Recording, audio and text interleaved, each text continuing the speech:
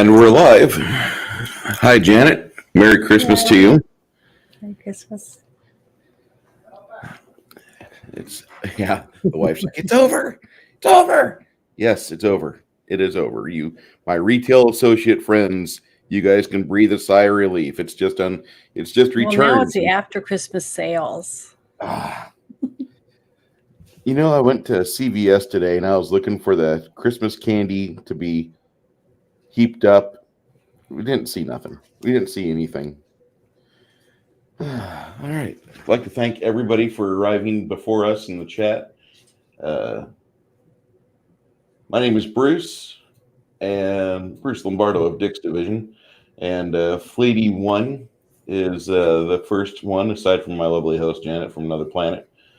Kronos, Fleety, and Hungar the Stravarian. Thank you for showing up and being on time for tonight's movie discussion. We are discussing the 1988 classic, directed by John McTiernan, Die Hard. And this is probably one of my top 15 movies of all time. I'd say that. I'd say that pretty happily. I don't know. Did you see this movie in theater, Janet? I think I did. The first time I saw it, yes, it was at the movie theater. When I saw this movie, it was on beta. We had a beta player, and we had a chance to see this. We weren't the type to go out and see movies a lot. I was like 13 at the time, so when I went to finally get this at the store and rent it out, it was one of those nights where you have popcorn and you have plenty of butter. Now, Die Hard 2. Now I can read Janet's shirt. Before it was backwards. I saw it. Yeah. When I made my little ad, for some reason, whenever I make them on my phone like that, everything's backward. So I don't know why. Do you use Discord or what software are you using? Using you mean to upload it or what? Or I'm just using my phone. Okay. Yeah, there's a setting on your phone where you have to be able to flip it over. Okay. Yeah, I had a Betamax, Mr. Barninger. I don't know why it's straight on here. I mean, is it something on do you have it set so it will be like this normal? You typically can have your footage on StreamYard. You can either have it normal or you can have it flipped. It's an option. Well, I guess it could do it that way if you have like a Nike shirt on or something. You can not give them free advertising. Right? Is that what it's for? I don't know why that's an option, but it's just one of those things you have to do. I know on Discord I have to fiddle with my settings because otherwise I get a reverse display that you guys will receive, but it doesn't work like that for StreamYard for me. Six Nation 31 Kings, hello, sir. Yeah. We had this movie come out in '88, and I saw it on Betamax at home. You saw it in theater. Now, Die Hard 2, I saw it in theater. I think I paid for that. My dad says, "What do you want to go see?" And I'm like, "Well, I want to spend my lawn mowing money on Die Hard 2." So we went and did that. Yeah, when you're 16 years old, 17 years old, you limited choices. You can't do everything you want to, but. No, this movie was a rental that we saw, and one of those movies where you just amazingly you watch it, and then we bought a Betamax copy later. We bought a VHS copy later. Actually, I've had, between this and Aliens, I've had a Blu-ray, a DVD, 2 DVDs of Aliens because there was a director's cut. Mm-hmm. I've had VHS and Beta. I've spent a lot of media money on Aliens. I mean, is it harder to get a VHS or a Beta now? Ooh, you'll spend money on them, and no, but really, you just don't hear about Beta very often. I don't think they really made a lot of movies. in beta, did they? They made a lot of them up until 1990, 1991. Ghost was the last big release movie that Beta had. Where Beta is still in play is porn. There's where Betamax is still one of the big formats for porn. If you want to have a hard copy, haha, of your favorite squirt film, porn is like that's like one of the top three formats for how that's distributed. I know that sounds really weird, but Beta's amazing for sound and for visuals for older equipment, but the newer stuff, it's harder to get a hold of a Betamax and get it connected to one of these $300, $400 TVs out of Sam's Club or Walmart for some odd reason. I prefer the old methods, the old stuff, but I don't have anything here. I have tapes. I have some old tapes for VHS here, but I don't have any of my betas. I left those up in Illinois. I just remember my little cassette player, that I could get music off of. And I would borrow my friends, and we would be able to record each other's cassettes by putting tape over the little hole on it. Mm-hmm. And so we were always swapping stuff out. I mean, one of us would pay for so it wasn't like we were really stealing or anything. It was just our friends and playing, collecting their favorite songs or whatever we could. It's a cheap way to be able to do that. If magnetic storage degradation wasn't a thing, I think I'd probably be still with cassette tapes and hard media like that. But last time I put a cassette tape in a deck was 2 years ago. Yeah. And the machine just chewed up the tape because we hadn't played it in like 10 years. Like, yeah, that's one of those things you have to use frequently so it doesn't get old. And, in your tapes too, they get dry and then it won't be stretchy and they'll break. My dad still had a lot of those. And in my head, I'm going, this is why you want to probably, if you're wanting to use your Betamax still, porn market is really, anyway. John McTiernan. This is a movie adaptation from a book that I've never read, and I was kind of curious about it, but I haven't gotten that curious about it because really the movie just holds up so well. I really don't want to try to ruin it by reading a book and then, I've watched this film over 50 times. Oh, this movie was based off a book? Yeah. Oh, well, I never read it. Yeah, I believe I'll get you the name for that here in just a second. A bunch of my friends had seen this movie and wanted me to go see it. So it was later. It wasn't right when it came out. It was like later when it was cheaper at the theaters, But I remember going to the movie theater and seeing it. It was really good to do that because it's something about sitting in the chair, having the popcorn in your lap, and a ginormous screen up above. It immerses you into the movie. It's almost like you're right there with them. That was before they made it to where whatever that type of film is that we have now, where you can see every pore on your face. So, the technology is just really, really 4K. Good now. I really hate 4K. I'm just going to lay that out there. I don't even like 1080p. I don't think 4K looks very good. No, it really does not. So it's not one of those things that I feel is necessary for me to enjoy a film.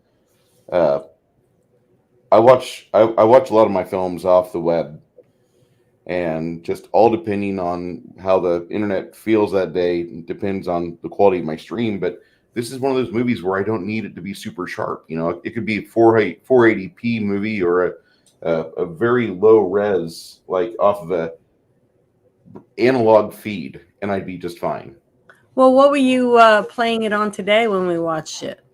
Was streaming off an online site that I use quite a bit. Oh, it was really good quality, I thought. The I thought sound so was too. really crisp and good, and the picture was really good. So, so it was good. This was supposed to be a based on a book sort of deal, but the original script and the original novel, the action takes place over like 3 days. But McTiernan was inspired to have it take place over a single evening because that as he was building the script to it, he said, "I really don't like this 3 days." He keeps going back to Midsummer Night's Dream, which happens over the course of a day or two, actually just evening. He's like, we have it all happen within one night. It'll be a lot better. And so the book was called Roderick Thorpe's Nothing Lasts Forever. And the script writer was having a real difficult time writing it, making it adaptable. And he had a not a near death experience, but he had an accident, and he finally got the inspiration to where they were going to speed up the events of the book within a short period of time because he really wanted to have the backbone of the movie be the relationship between Holly and John McClane, Holly Gennaro and John McClane. Yeah. Oh, I mean, Bones, like even Bruce Willis says this is not a Christmas movie. It is. I mean, there's It's tons of set Christmas in it. during. So I don't care what they say. Even if Bruce Willis says it's not a Christmas movie, it is. I mean, it's a Christmas Eve party. And there's Yeah, Christmas music. There's Christmas ornaments. I See? mean, we I don't want to get too analytical on that because the German the Germans in this movie. Bruce Willis is more German than the Germans in this film. He was born in West Germany to a West German mother and a American serviceman. Yeah. And Alan Rickman is a Brit. And 90% of all those guys that played the Germans are only German because of their height. That's it. That's not because they could speak German well. They butchered the German language really bad. Well, it didn't matter to people like me that can't speak German. So, I didn't know if they were Swiss or if they were German or, from Ukraine. I mean, I didn't have a clue, from just from their listening to what they, how they spoke. I mean, most people wouldn't really, I don't think they would even know that. But even the guy, the computer tech guy that opens the safe and it finally opens and you see the look on Rickman's face and the young tech guy, and they're like their eyes get real wide, and they're like "Merry Christmas." Yeah.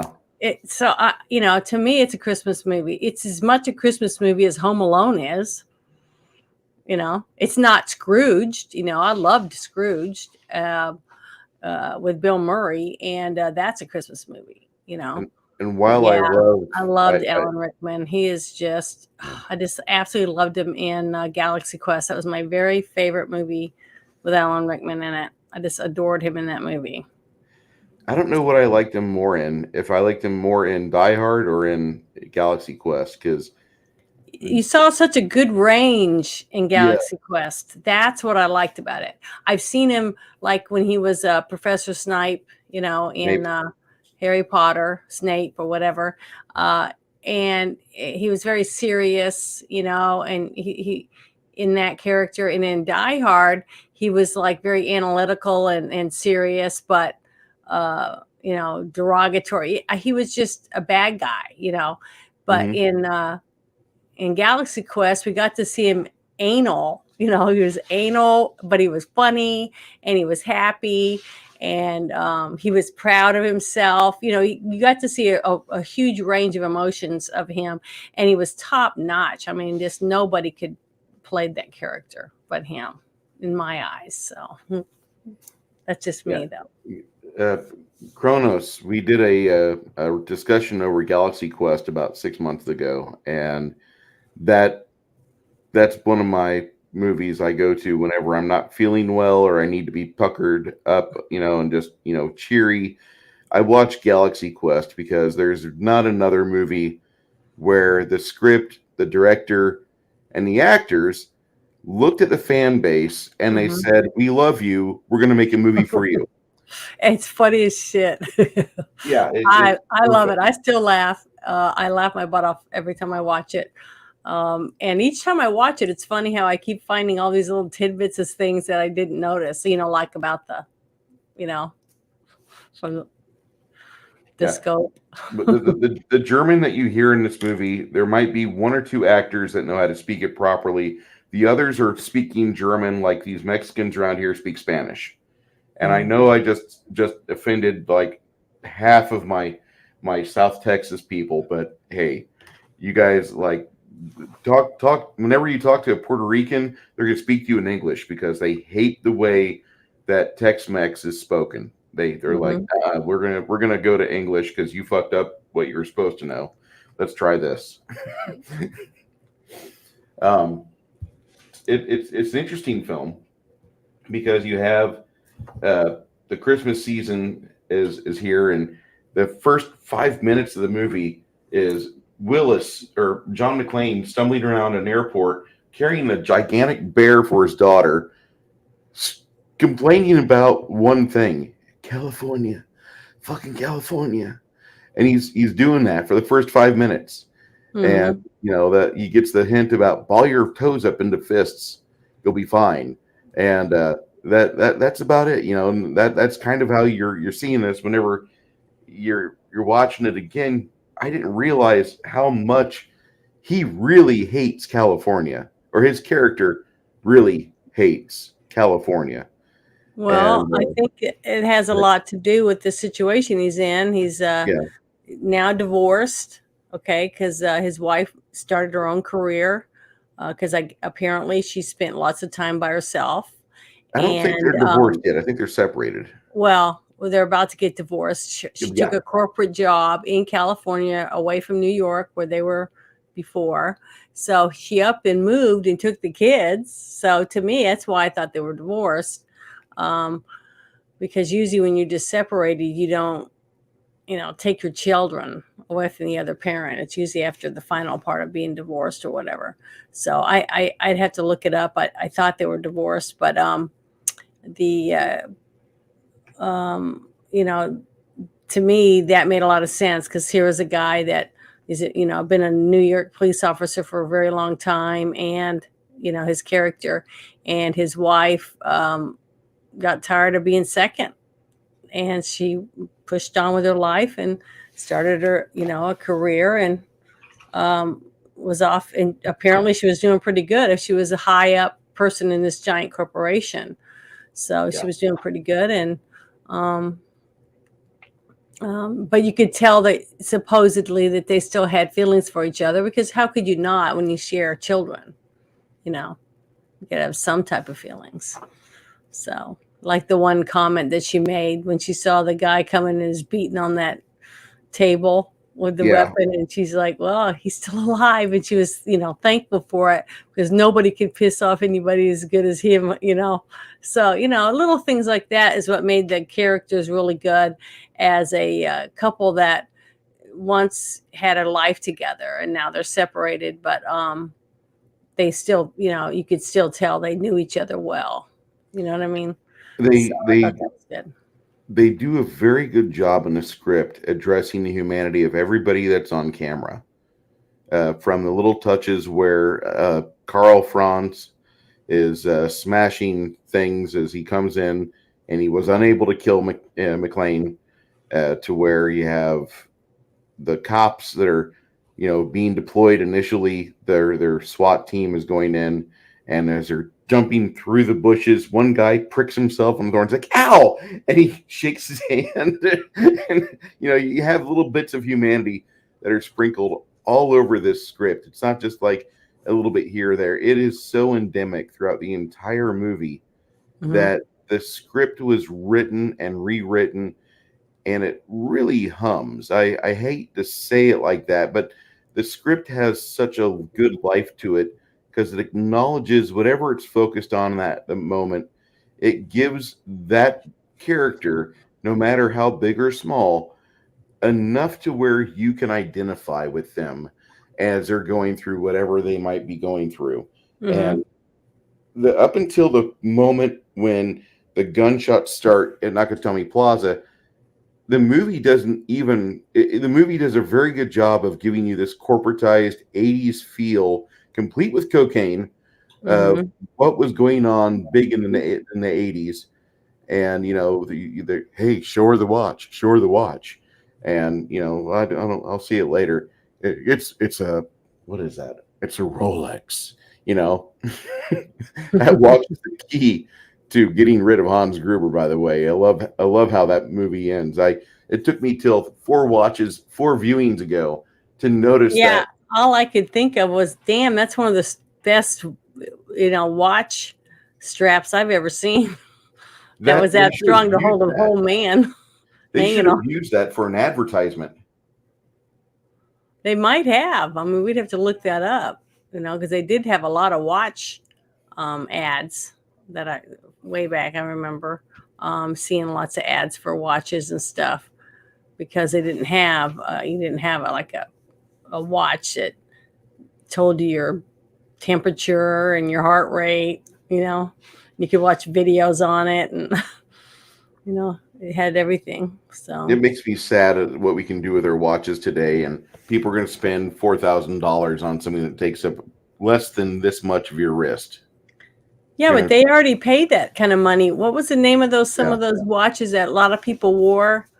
That was really rich. Yeah, Rolex. Okay, yeah, supposedly. I never seen a real one in my whole life. So, but those are really expensive. And I've seen some rappers wearing them with diamonds and gold and silver and all that kind of stuff. So, people were already paying a lot of money for a watch. So I got guys in guess the chat talking about their calculator watches. hundreds of dollars for a phone or whatever, or Apple Watch is not, or whatever other watches they have, it's not really that much money to people that are willing to spend that kind of money on a Rolex. True, very true. And Kronos and I agree. Like, since the smartphone came out, I've stopped using a watch. Yeah, I don't wear a watch very often anymore. It just depends on, where what I'm doing, where I'm going. Like when I'm going out hiking and things like that, I wear a watch because I don't want to take my phone. I'm not going to carry it around with me when I'm hiking or if I'm fishing or something. I'll wear a watch. Okay, I haven't worn a watch since 2011. I think I have a watch. I have a watch. I have a watch in my car right now. It's sitting in the ashtray that I don't use. And right now, Kronos, he says, "What time is it? It is 19:56."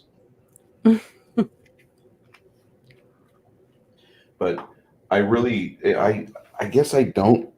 Like, I haven't looked at a watch seriously since Apple came out and redefined the accessory market for me. And that's Yeah, it's kind pretty of much now you have like a clock on your microwave, a clock on your stove, in the bottom of your screen on your monitor, there's a clock. So, and then your phone has one. So, there really isn't, you know, yeah, that's true. any reason not to have one. A lot of manufacturers didn't realize they were killing the watch market whenever they brought out their new toys. No, but I don't know, but you got to remember that in lots of different countries, they don't do things the same way as we do. That's So true. they'll have watches for a long time. I think it just won't be, in the big cities and things like that. A lot of rural people. I know lots of people that it's now like really chic or whatever you want to call it, posh, to carry a pocket watch. Mm-hmm. So they have the little string, that goes to their belt or to a little thing on their jacket. Bone, my car's a 19 Civic.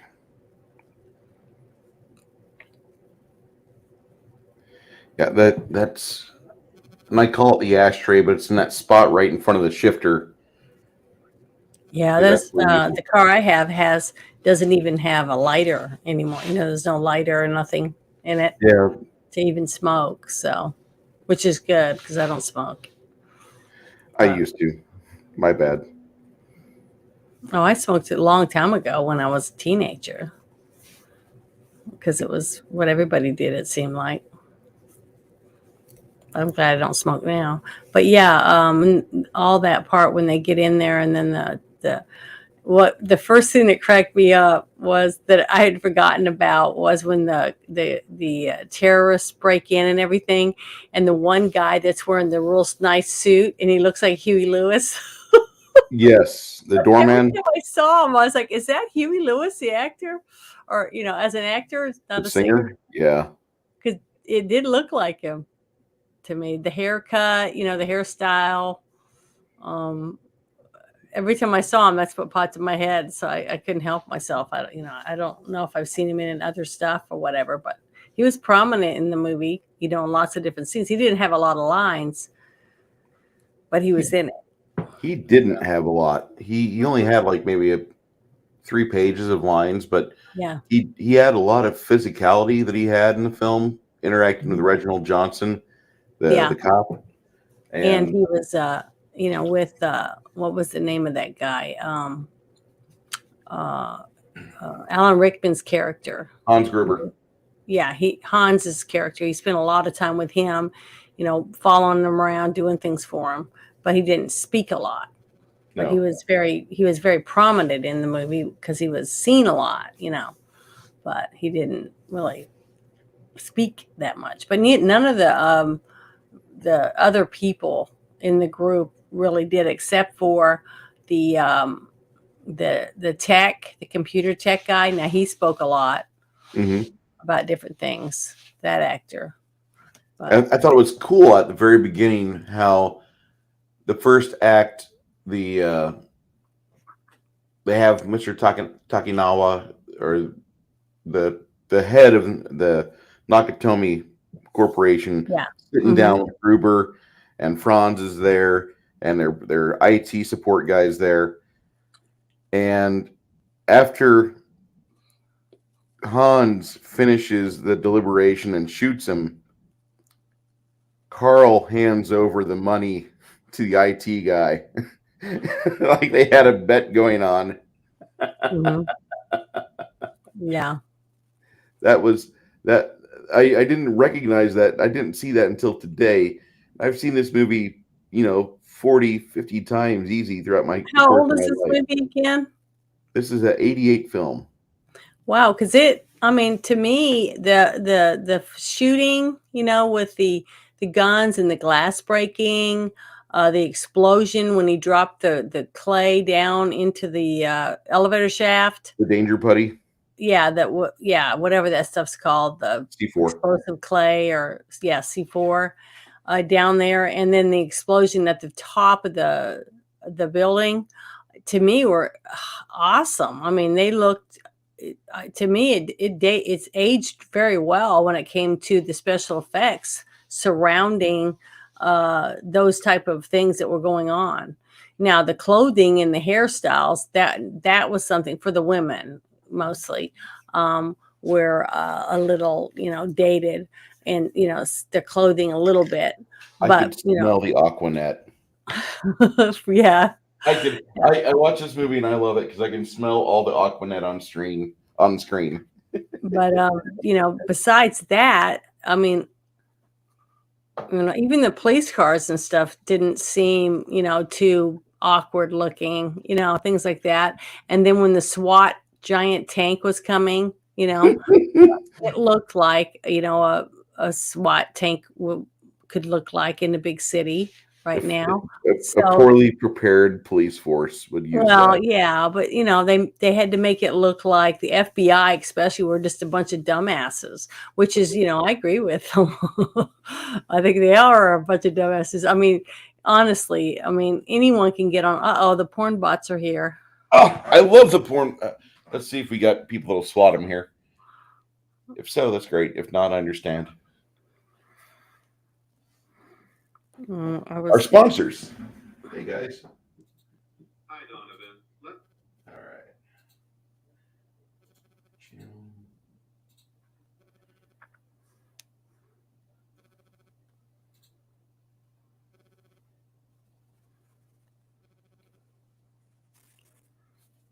There, I removed 3 of them. That's all that was in there, right? Looks like it. Looks like they got them whacked. Thank you. Thank you guys.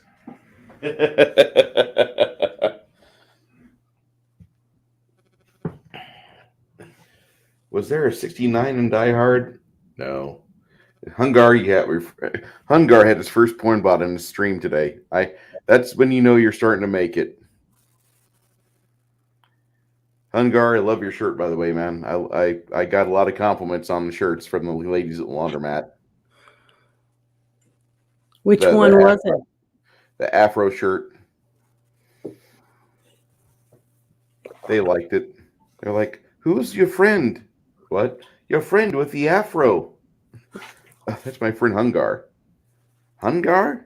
Someone's laughing at me. I don't understand why I missed it in the chat, whatever it was. No. They're still talking about the porn bots. Because Bowsette said, "LOL, Janet, why?" So I don't know what I did. Oh, because I got rid of the porn bots, or a couple of them. Oh, because Bruce told me they were bad. That's why. They typically are bad. You don't want to collect those. Don't collect those. Those. Oh, I unhid it. I must have bumped it twice or something. Do I fix that? How do I fix it? You're good. You're good. Oh, okay. Well, I'm not very good at it, but I tried it. That was my first time. So I unhid one. I don't know what that means, but I did something. If they you unhid the bot, Janet. Oh. Okay, so if it comes back, it comes back, but we can. It's like, oh, look, we all have mallets and we're playing whack-a-mole. That's what'll happen.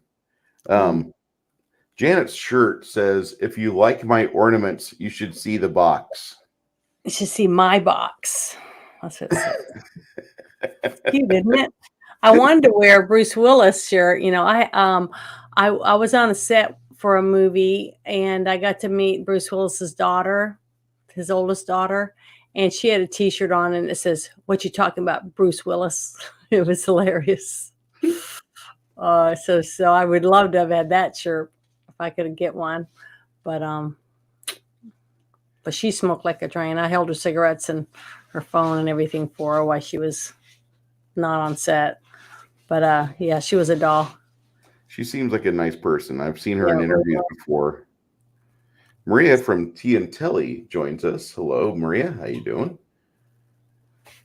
Hello. But this the first part of the movie, you get a real good idea for what's really important to the various characters around the Nakatomi Plaza. And then once the gunfire starts, this movie really ramps up into a different animal. And when I was younger, all I remembered about the film was he's barefoot. And the barefoot centric scene doesn't really come in until like the hour and 20-minute mark where they start blowing away all the glass. Well, see, you see when Rickman's character is crawling on the ground, like as he's trying to sneak in, and when Bruce Willis finds him and he thinks he's a terrorist, and then he starts pretending to be a scared American captive, you know what I mean? Yeah. And when he does that, he lets his guard down, I think just for a minute, just long enough to give to get Rickman's character to think that he's spoofed him, you know what I mean? So when he gives him the gun, that's why everybody's freaking out, because as soon as he turns his back, he's going to shoot him, and which is what he did. But and then we're all relieved when he starts clicking and realizing he didn't put any bullets in it, because he knew he was part of it or something. So that was really good. But shoot, I forgot where I was going with that. No, I mean, you're on the right track, and we panic at first because there's this guy named Bob, but Bob has a weird inflection that he lets slip his accent, and that's what clued in John McClane, Mm-hmm. and I don't think he was going to give him a loaded gun anyway. I Mm-mm. really don't. He could have No, I had. don't think so either. I think he would have. I think he was going to give him the gun if he really wasn't a terrorist, just to make him feel more safe, but maybe he could defend himself, that type of thing. I've seen that in another movie. I'm trying to remember the other one, but where the one of the people gave a scared person, a weapon so that they'd feel like they could have a gun on them when it was time at right before they were going to die or whatever, so that they'd feel a little more safe, even though he knew they weren't. So I can't remember which one it was, but I remember it before. It, But it's a good tactic. It's a good idea. I well, mean, it's something that I think a police officer behind the scenes might do to yeah, calm someone else by like when they get a child or whatever, and they have the teddy bear or something in their vehicle, and they give it to them and they just try to talk to him, because I think most police officers go through some type of training to try to calm people down, in a situation, to try to bring the temperature down in a situation. And because you never know when you show up at the gas station, whether it's a husband and wife fighting, or the guys on the bridge about to leap, you don't know what the situation is when you're called in to go. And then once a cop goes there and they evaluate, then they'll call in SWAT or, whatever special person, and a negotiator for a hostage situation, things like that.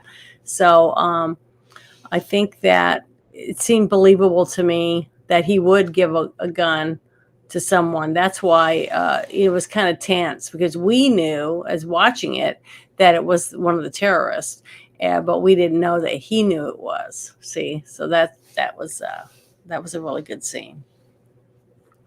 and there's a But lot of one of the scenes that really pissed me off was the one where the dweeb from the party is going to go and make a deal or whatever, because he was going to save the day or whatever, because he's a narcissistic pig or whatever. Going to go in there and throw him under the bus, basically. that the speech that he started talking when they were filming was almost ad libbed. He says Hans, Bubby, and Yeah. Rickman, kind of a stickler for a script. He's like, I don't remember that in the script. I don't remember that in the script. And so he's given this really weird look to this actor who's trying to be, in the moment. And it works out really good on camera. And the more I watch that scene, the happier I get, because I really hated that guy from the start of the movie up until Yeah, the I think point where you're he's. supposed to, though, honestly. I think you're Yeah, supposed to hate him. yeah. I think that's the goal. Hey, there's our sponsors again. If you guys want to go after them, go on ahead and banish them. Thank you, Bowsette. But yeah, this is a very iconic film. It shows off a lot of things. It's a good time capsule for what was going on in America in 1988 on the West Coast, and it shows you a lot of various thoughts and how people they thought interacting with each other like on that sort of basis was normal. I guess one thing I really enjoy about this movie is that when I watch this film, I'm whisked back to '88, and like all films before 2004, 2006, I really like movies where the actor is not playing somebody who's predisposed to be looking down at a handheld device.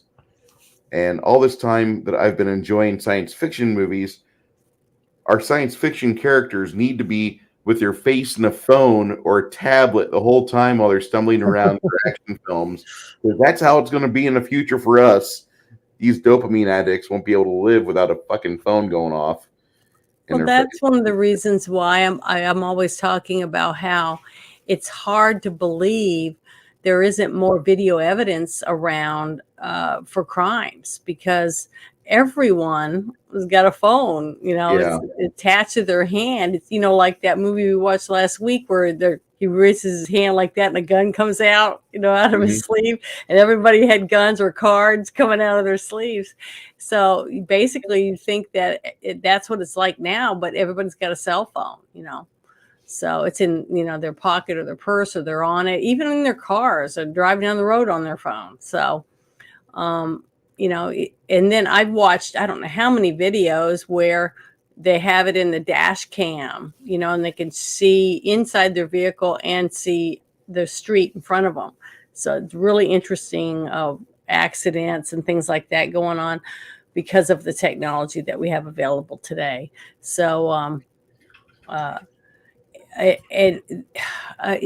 might sound kind of morbid, but the scene where you see the one guy that he threw out the window to get the people to Pay attention to him. He throws it on the cop car. no, this was later on when he pushed that one guy out the window, and they said, and that one police officer said, the chief says, "Oh, I hope that wasn't a hostage."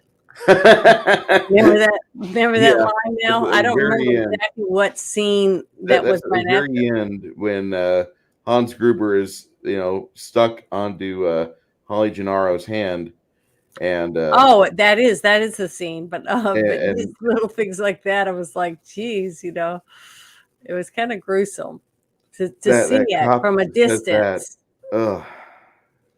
because a lot of people saw that in real life, after 9/11, and there was lots of videos that were coming out, and that's why I'm saying why it's weird, because I remember, like, after 9/11, within a week, I mean, I was seeing so many videos on Facebook and on Twitter and stuff, of people posting, the videos of things that were happening around the Twin Towers and some of the other buildings that were damaged. And it was pretty gruesome. So, to see that person falling and how long it took, Mhm. it took seconds. I mean, it was like, you could just see him slowly going down. Then you hear the thud at the end. But that to me was just, it didn't give me good memories on that one scene. It made me think about, all the people that had to leap, were trying to leap because they didn't want to burn to death. And so that was a gruesome scene for me to watch, because when I first watched it at the movie theater, I'd never was exposed to anything like that in reality. It was always a movie, so you don't take it the same way when you see it in a movie as you do after you've seen it live. You know, it changes your perspective of it. So Yeah, 2001, when the towers were under attack and on fire that day, I was off work because I had taken that week from the 10th through the 14th off. And so my entire goal was to spend as much time with some friends of mine playing Dungeons and Dragons or Axis and Allies, whatever we could, whatever you want to play. I'm on vacation.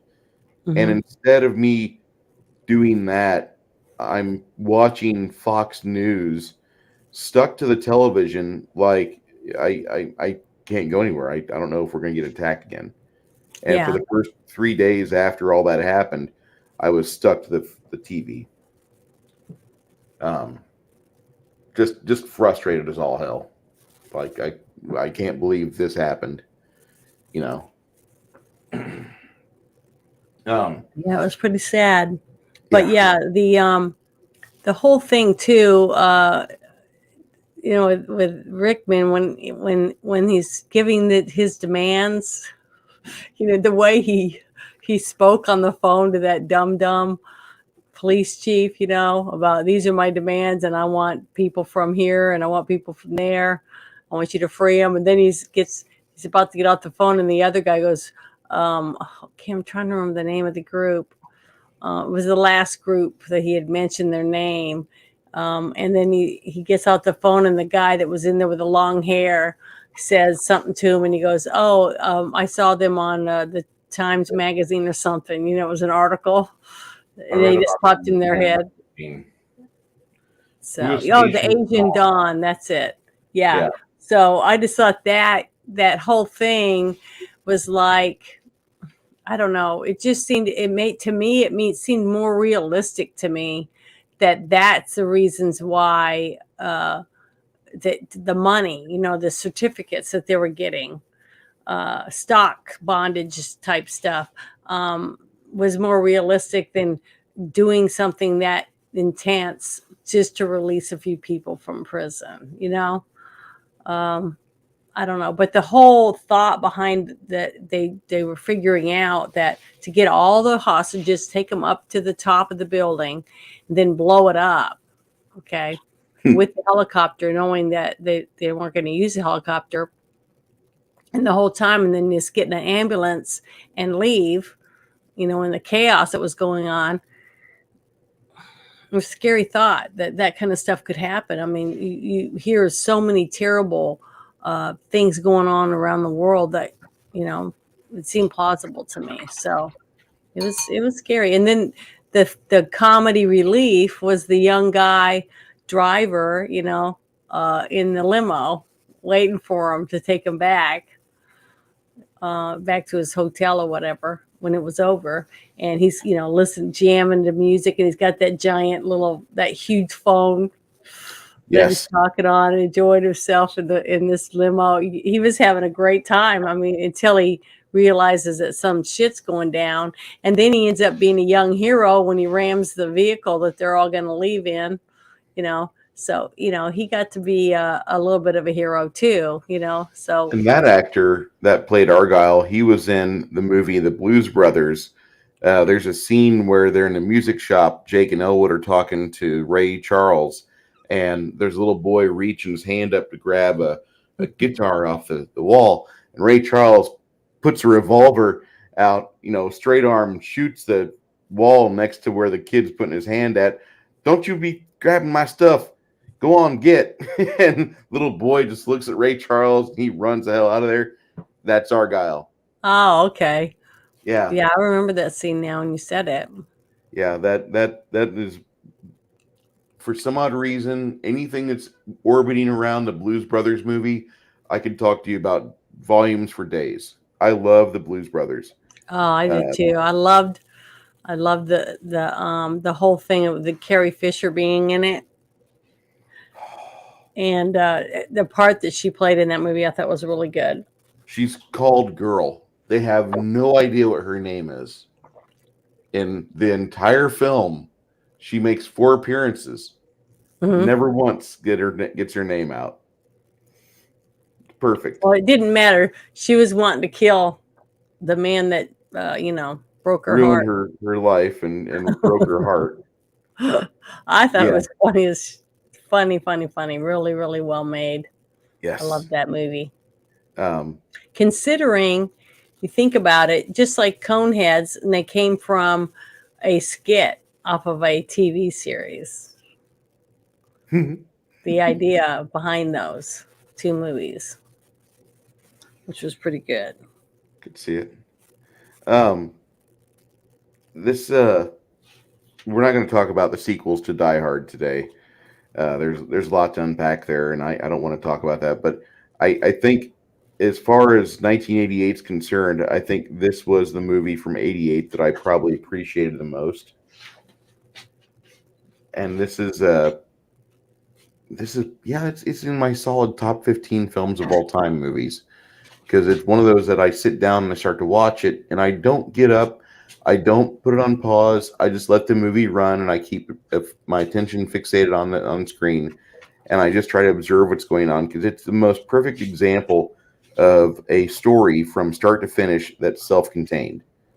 It kind of sucks they made sequels from it in that aspect, but for as far as this movie is concerned, when you look at how this movie was made and the attention to detail that's given to the characters, between Holly Gennaro, it's Holly McClane.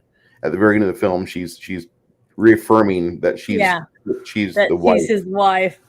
But like the scene where when they're up in that little the offices where Bruce was hiding out, Mm-hmm. and Rickman was crawling on the ground, and he saw that Bruce Willis didn't have shoes on. He was barefoot. So when they started shooting and stuff, and the one German guy was just going crazy, just basically shooting around. He said, "Shoot the glass." Okay, so Yeah. it definitely showed us just different lines and the way things were handled by Rickman's character, that he was definitely in charge because he was the genius of it, and he was very he thought about everything he did, like the immediate action when he acted like he was a scared captive, Yeah. to try to win over uh, somebody he knew was a threat. So he was very smart, everything he did. And when it came down to the fact, when they opened the safe and you see their amazement of when it opens up, it's almost like seeing like a genie coming out of the bottle or something. They were just so excited and happy because everything they ever wanted was just about, just within arm's reach. And it looked like it, by the way they reacted to it. So it was just, he's just such a good actor. I mean, it was just, I just loved him. I thought he was so good. And he's so, he's so detailed in every aspect of everything he does. It was just amazing. There's so few actors that have that quality about them to portray a character so well and make it look so natural, so and he did really good at it being a bad guy, even though I don't, my favorite scene or movie with him is not, he's not a bad guy. He's a sweet, warm, wonderful person that his feelings and, so, but to see him play this character and do such a good job that he's believable, that I could believe that he could be this person, I think is really good. When he's But telling Carl to shoot the glass, he had actually told him to shoot the glass in German before, but I mhm. don't think he said it loud enough, or I don't think that Alexander Goodenough recognized what he said, and so he had to say it to him in English to say it. And when he says it, shoot the glass, he's like, "This is the second time. For the Because he's second an time, I'm idiot. having to tell you this." You know, Yeah, and that's because the people, the henchmen or whatever, were just dum dums. They were just hired guns, and you could tell that he really didn't care yeah. about how many of them got lost, or that died, and that the only one he really cared about was the one guy that was opening, the vault, And that one. his utility, his value would go away once the vault would be open. Hmm. That was the one great thing about that character, that you could see. Hmm. You knew Yeah. that once the item that he was there for was achieved, he would toss him like a disposable lighter. Well, yeah, but honestly, any person that would take that type of job couldn't think that. I mean, they're an idiot if they think that everyone around them is looking out for them. You know what I mean? To me, that's common sense. I wouldn't want to hang with people. I mean, that's why when people say, "Oh, I can't pull over right now. We're not in a very good side of town." Well, why would you say that? You say it because common sense tells you that if you hang out in certain places, you're more likely to get shot or robbed or raped or beat up, or your car is going to get stolen. Or if you park your car in this parking lot overnight, when you come back, there's not going to be any tires or anything left, it's going to get stripped. So that's common sense. And you learn that as you grow up about certain places that you don't go and you don't hang out unless you are one of those people. If you're in this gang or in that gang or that group of people, you can park your car and you don't have to worry about anybody touching it because they know that you're in that group. You know what I mean? It's almost like the mob or whatever. They protect their own. So unless you're a member of that group, you're not really. You're just you know a piece of meat, whatever you want to say. So to me, I thought that was really, really good the way he, you know, would just order them around, you know, because they were just henchmen. They were just there for his needs to be fulfilled and to make sure that everything went off the way it was supposed to. But he hired certain people that had certain skills. So because the one guy that had the detonators on him that he ended up getting killed was up there already. You could tell later when they were putting the C4 out with the detonators on it. See, and they'd only done some of it, and they need to finish it to make sure the whole top of the building went down. So when Bruce took out a couple of those people, he stopped basically what his whole thing was to make it harder for them to figure out, you know, that who was the actual terrorists that were blown up, type of thing. So him having a few dead terrorists basically was good for him, was it helped make it look more realistic that with all the bones and whatever else, you're basically not going to piece everybody back together when they're all blown to pieces. No. So that was a really good way for him to be able to cover his tracks and get away with what was in the safe. The only thing is, I mean, I don't know. I just don't. I'm not very smart when it comes to the FBI or any of that stuff. How would somebody, if the vault, okay, is on the 30th floor and they took all these certificates and documents or whatever those things were called, some kind of the bonds. Yeah, bonds. Okay, that's what it was. When they took all them out and the place was going to get blown up, he didn't blow up the vault. They only blew up the top of the building. So how were they going to make sure that when they went through that they didn't figure out that all those bonds were stolen?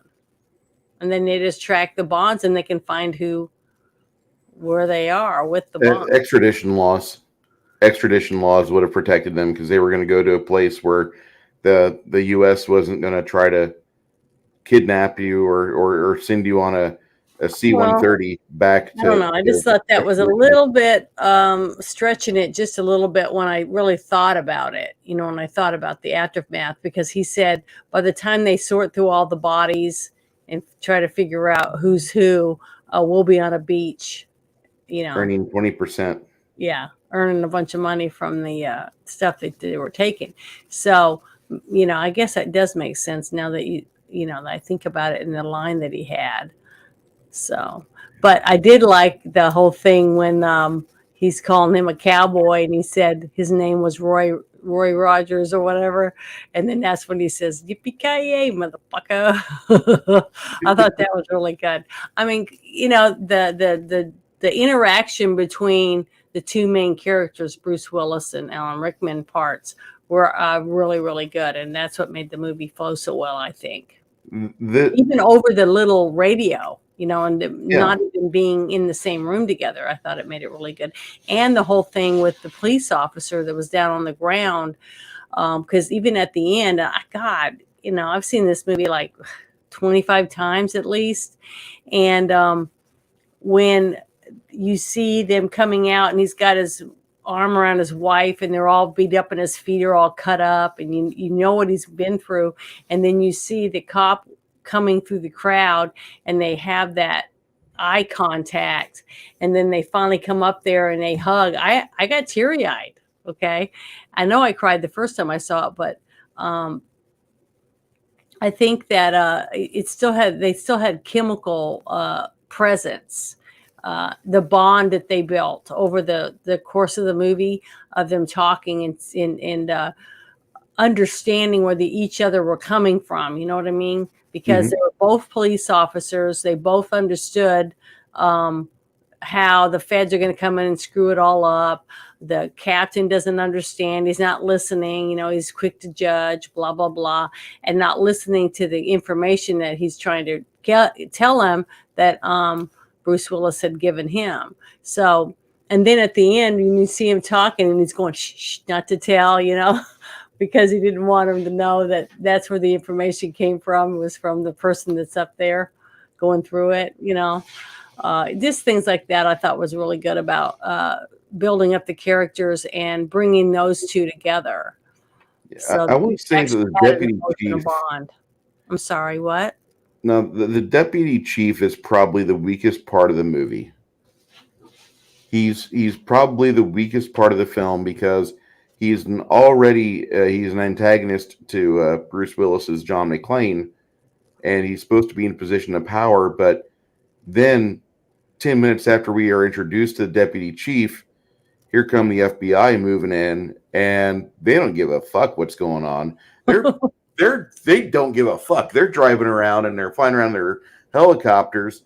You got Robert Davi playing Big Johnson, and he's telling everybody, "This reminds me of Vietnam," and he's very Yeah, he excited to goes, just this is fly like around. this. He goes, he breathes in the air and he says, this is like seeing Saigon all over again. And the other guy that was flying laughs and goes, heck, I was in high school.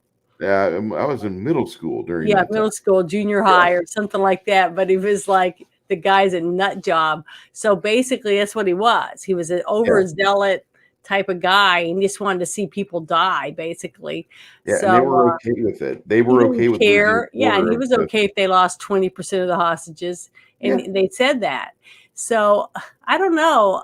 With the shit that's coming out on Twitter, the Twitter drops and stuff about the FBI and all this, and the fact that they said that about that kind of things about the FBI in this movie way back when, that kind of like makes me believe a lot more stuff that's coming out because Hollywood always knows about certain things that we wouldn't be privy to. You know what I mean? mhm. Well, So, there's people that are involved with it that with things, and they know what's going on, and you'll see things that are dropped here and there. If you pay attention, you'll hear about things that are being hidden from the general populace, but an astute observer will remember, like on the old 1990s CBS programming show, hmm. Northern Exposure, they were talking about UFOs and alien artifact sightings on the dark side of the moon in the second season of Northern Exposure. Somebody was involved with the script writing that was a fan of cryptid and paranormal hunting, George Norrie type stuff, Art Bell type stuff, Hmm. and they threw that in there.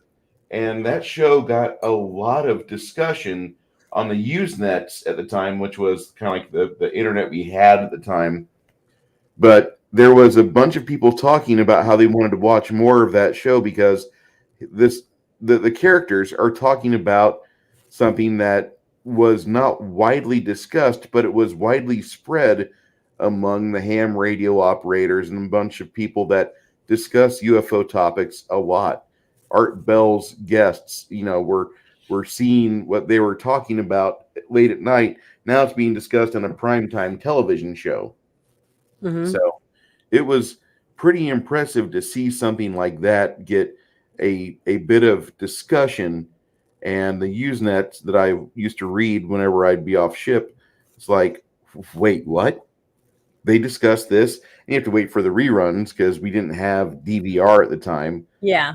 and so it's just kind of impressive. And you'll see that they had a very dismissive view of the FBI in this movie, very derisive view of the FBI, I should say, and they did not value what they could bring to the table. As you see with the standard FBI terrorist hostage situation playbook is going to be run by the numbers, and Hmm. whenever they say that, they really meant it. And I think the author of the book even had that. And in the book, there's a mention of how things would go down. They shortened it from a 3-day standoff to a one evening standoff because when McTiernan was touring the Nakatomi Plaza, the future headquarters for Hmm. Fox, Yeah. they were he was getting more and more ideas of how he could tighten up the script from 72 hours to 3 hours or 6 hours, and how he could force it and funnel it into this very tight narrative.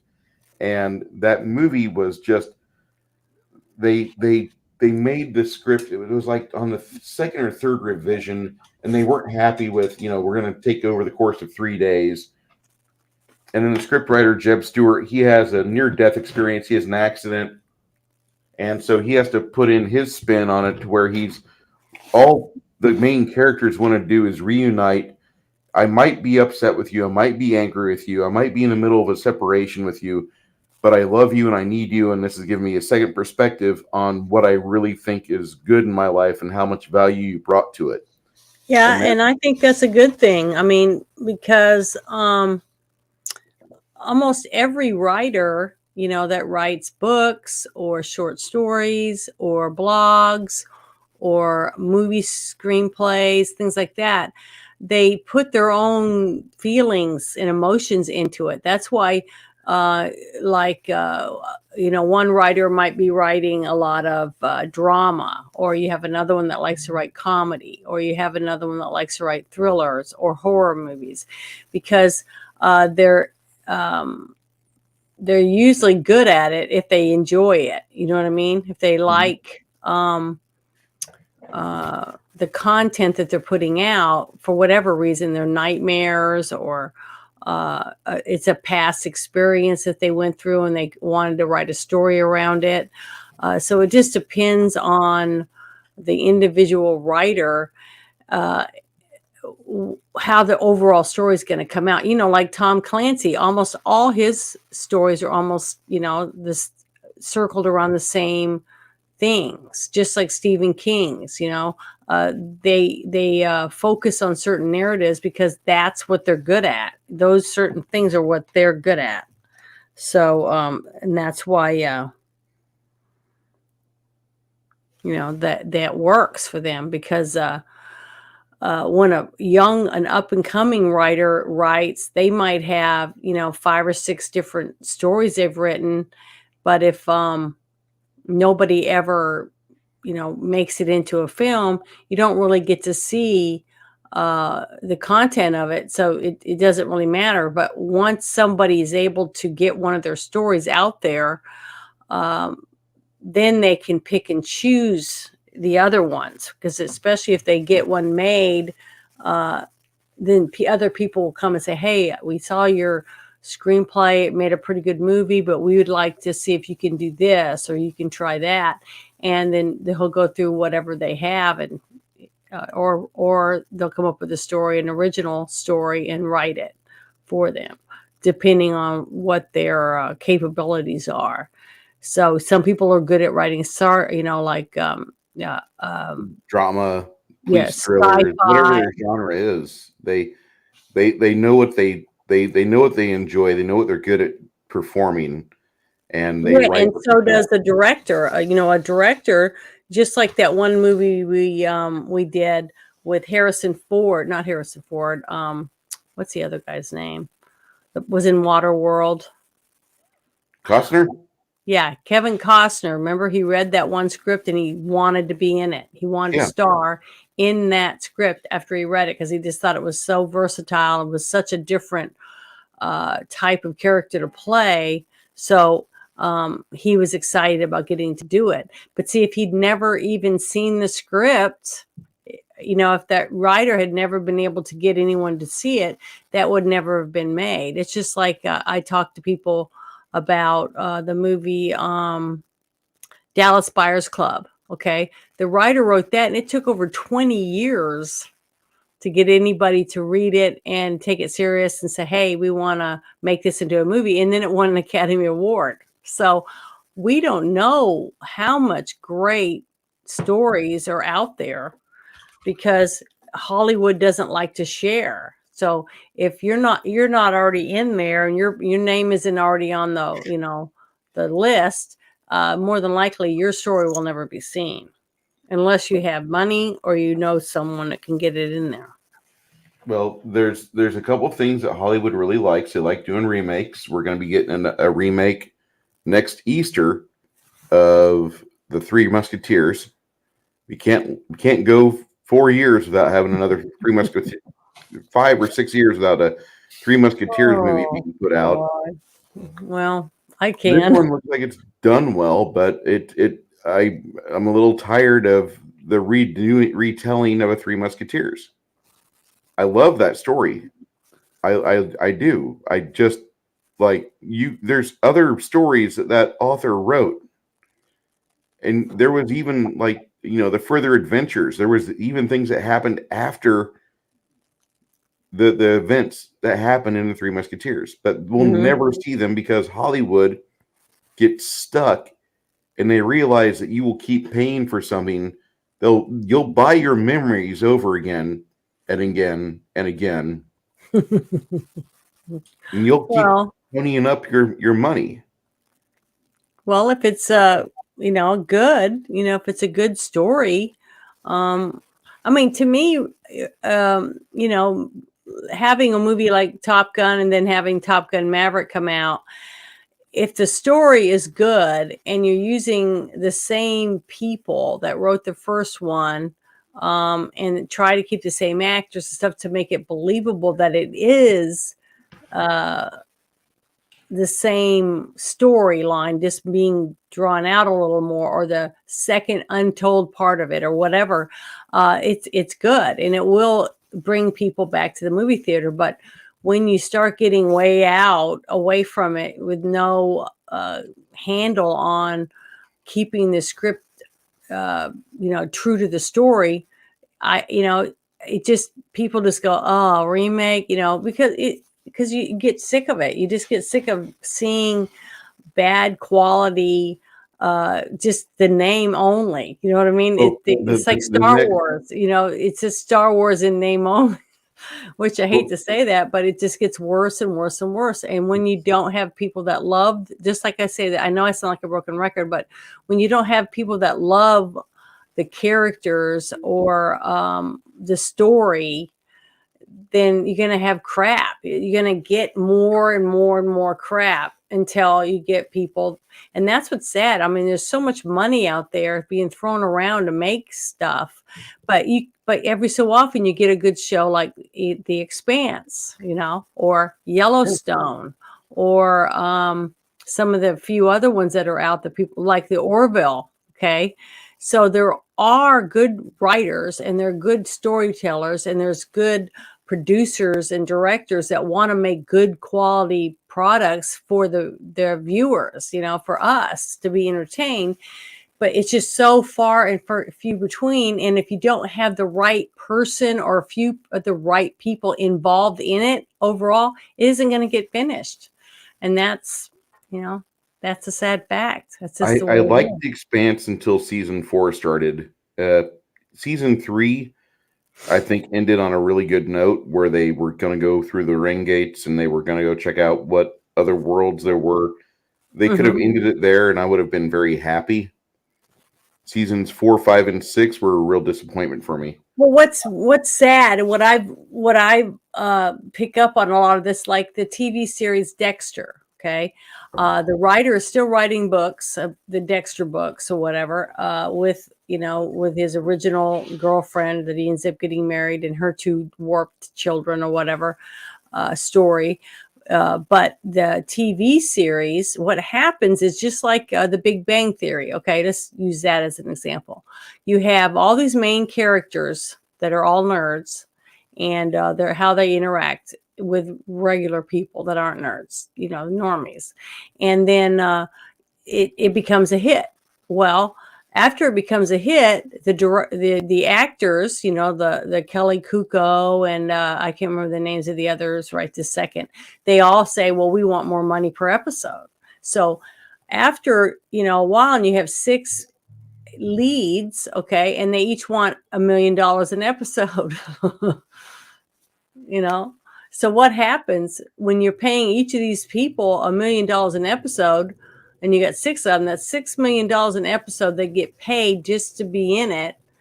Okay, so now that means that you got to cut back somewhere else. You got to cut back on the writing or the props or the music or the editing and different things. So the shows start to suffer because the actors are demanding so much more money. So what's good is when you have an actor like, like we were talking about earlier about that movie with Kevin Costner, they say they'll take less money or defer payment or whatever. And just like last week when we did the movie Maverick, there was a few actors in the movie that didn't even have their name in the credit. Okay, if they don't credit them, they don't have to pay them. See, Yep. that type of thing. So the thing is, everyone who sees it is gonna know who it is. There's just no way you can pretend that that's not Danny Glover. You know what I'm saying? Or that's not Margot Kidder. You see what I mean? Yeah. Anyone that saw it could tell by seeing the actor that they were a famous actor. They were in big movies. They were in a big TV series or whatever. So it doesn't matter if their name's in the credit. They know who they are, and we know who they are. So, it's like a cameo or whatever.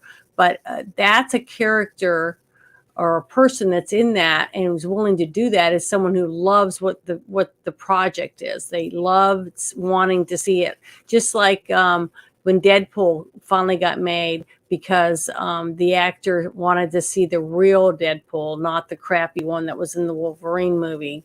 Okay, where they Ryan Reynolds put his money out there. Yeah, and he did it himself because he read the character, the Merc with the mouth type of attitude and stuff, and he even felt that it was stupid the way that they made him in the end by making him have laser eyes and his mouth sewed shut and all. It was just, I was pissed. I almost got up and walked out. I was so upset that they did that to Deadpool, and it just pissed me off.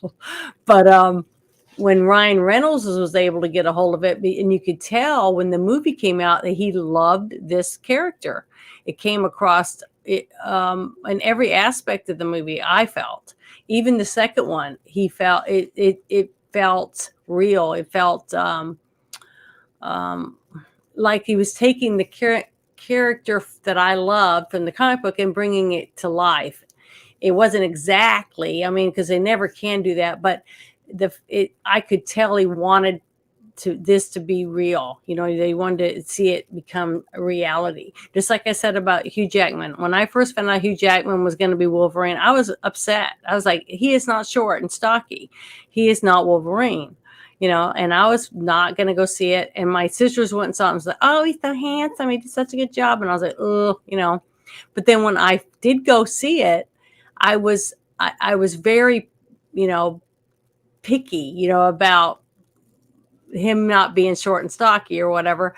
But the more I got into the character, the more I saw how he said bub, and he just seemed to try to really portray this person, even though he was tall and good looking, that, it got to where I felt like, okay, he seems to care enough about this character that he's really trying to make it good.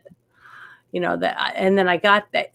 The more I got into it, the more I felt like I can accept this character and this person playing it simply because I feel like this character, he loves this character and he wants to do the best he can at this character.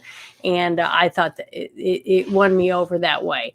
And I try to look at all of the comic book movies now to where I feel like if the person seems to be working towards making that come to life and do justice, like Cable, the character that played Cable for Deadpool and Cable comic books, which I had a lot of. I thought he did great, but he's a good actor. Yeah. He's everything he's in, he's good at. So that was a really good year for him because he played Thanos in the Avengers Endgame, and then he played Cable in Deadpool. Man, there wasn't anything better than that. Yeah, and he did great. He was very, very good at it. Just like the characters in Guardians of the Galaxy, the person who picked who should play who, I thought was, they did a great job. And even all the other little characters, even the part where they gave Sylvester Stallone a part, and you know how I feel about him. I even accepted him as the character. So it just, I try really hard to see how the actor is playing the character they're supposed to be, to make it, whether it puts a little extra oomph in there for me to go, yeah, I really was thankful that they had this person, because they they really went over and above what they had to play this character, and it made it entertaining for me or any other person that would go pay money to sit in a seat and watch something that they made as entertainment. Is if I can leave thinking, oh, I was very entertained for 2 hours, then it's a win. It's a win for them because we're sitting in the seat and paying for a ticket, and it's a win for us because we got 2 hours of entertainment out of it. And that's why it's nice. I mean, just like I would say, if you could take Alan Rickman and put him in anything, a TV series, Anything. a short, or a part in a movie, even as a cross-dresser or anything, I just don't see him doing a bad job. I mean, that's because of who he is, but he earned his way to make that name for himself because Janet, I gotta grab the front door. Give me 3 minutes. I want to make you the main star of this. Okay. Now You're gonna be fine. Don't worry. But I really feel like if you have the right people and the casting person that chooses who's going to portray a character really loves what they're working on, the project they're working on, they're really going to go out and they're going to go above and beyond to try to find a person to portray that character from the movie to make it where it's enjoyable and it's believable. And if they do that, then they've done their job. And you don't always get to see that, but I definitely saw that in this movie. And I think that's one reason why Die Hard is a timeless movie. And to me, it is a Christmas movie. Other people might say it isn't, but just because it's an action movie does not mean it can't be about Christmas. The whole thing about bringing a family back together again and being true to yourself is, to me, the meaning behind Christmas. Like when the police officer, when he tells Bruce Willis's character over the walkie-talkie about why he has a desk job basically, and he's just a patrolman. He's not really a police officer, out on the beats on the street anymore because he had shot that child or that teenage boy because he thought he had a gun. So his character arc goes from a man who's now has basically a desk job, and his wife's about to have their first child, with the fact that he doesn't think he could ever pull a weapon again on anyone because he's worried about shooting someone that was not meant to be shot, or didn't have a real weapon, or wasn't a threat. He wasn't a real threat because he didn't have a real gun. So when you get to see him at the end, when that one German guy comes rushing out with the machine gun to shoot people, and he's able to pull his gun and in seconds and not even think about it, because he is a true hero and he was trained for the job and he was capable of doing it. His fear didn't overtake him, and he was able to perform and do what his job was. So he had a complete character arc to where he became the man that we all knew he was, just by simply watching him interact and with Bruce Willis's character that's in the building, because he believed him, and he was willing to take a few steps in the opposite direction to check things out from the beginning, simply not because he was just a basic police officer, but because after he spoke to this other person, he just had that gut feeling that something wasn't right and that he believed him. So to me, that proved that it was a Christmas movie, simply for the fact that they were all out trying to be better themselves and be better for others. And basically, isn't that what the Christmas spirit is supposed to be? You know what I mean? So that's why I'll always think it was a Christmas movie. But I can't, I'm sorry. I wish I could read what everybody's writing. I could see a little bit on the screen, but I can't respond because I don't really, a couple streams ago, I tried to respond to somebody and I ended up kicking myself out of the room again. So I'm just not very good at it. Yeah, it's all right. It takes you a while. Well, I'm making an effort. I did kick out a couple of bots, so we'll see how that goes. So, what do you think? Do you think it's a Christmas movie, or do you gonna believe what Bruce Willis says it is not? I believe this is a Christmas movie in the aspect that if this was if this would have happened in the summertime, they would have gotten away with it. Okay. They would have Hmm. gotten away with it because there would have been no reason for John McClane to have been at Nakatomi Plaza. This is the last beer I have for Shiner Holiday Cheer, one of my favorite seasonals. This movie is a Christmas movie because it is dependent on the Gregorian calendar having the Christmas holiday for John McClane to be in California to try to make amends with his wife and see his kids. Hmm. It's For the Christmas Christmas, movie. As he much had a as Christmas yeah, gift that he was going to give his yeah, children. yeah, So he was there for Christmas, and the thing is, yes, uh, somebody said something about being violence and explosions. Okay, Bone said that.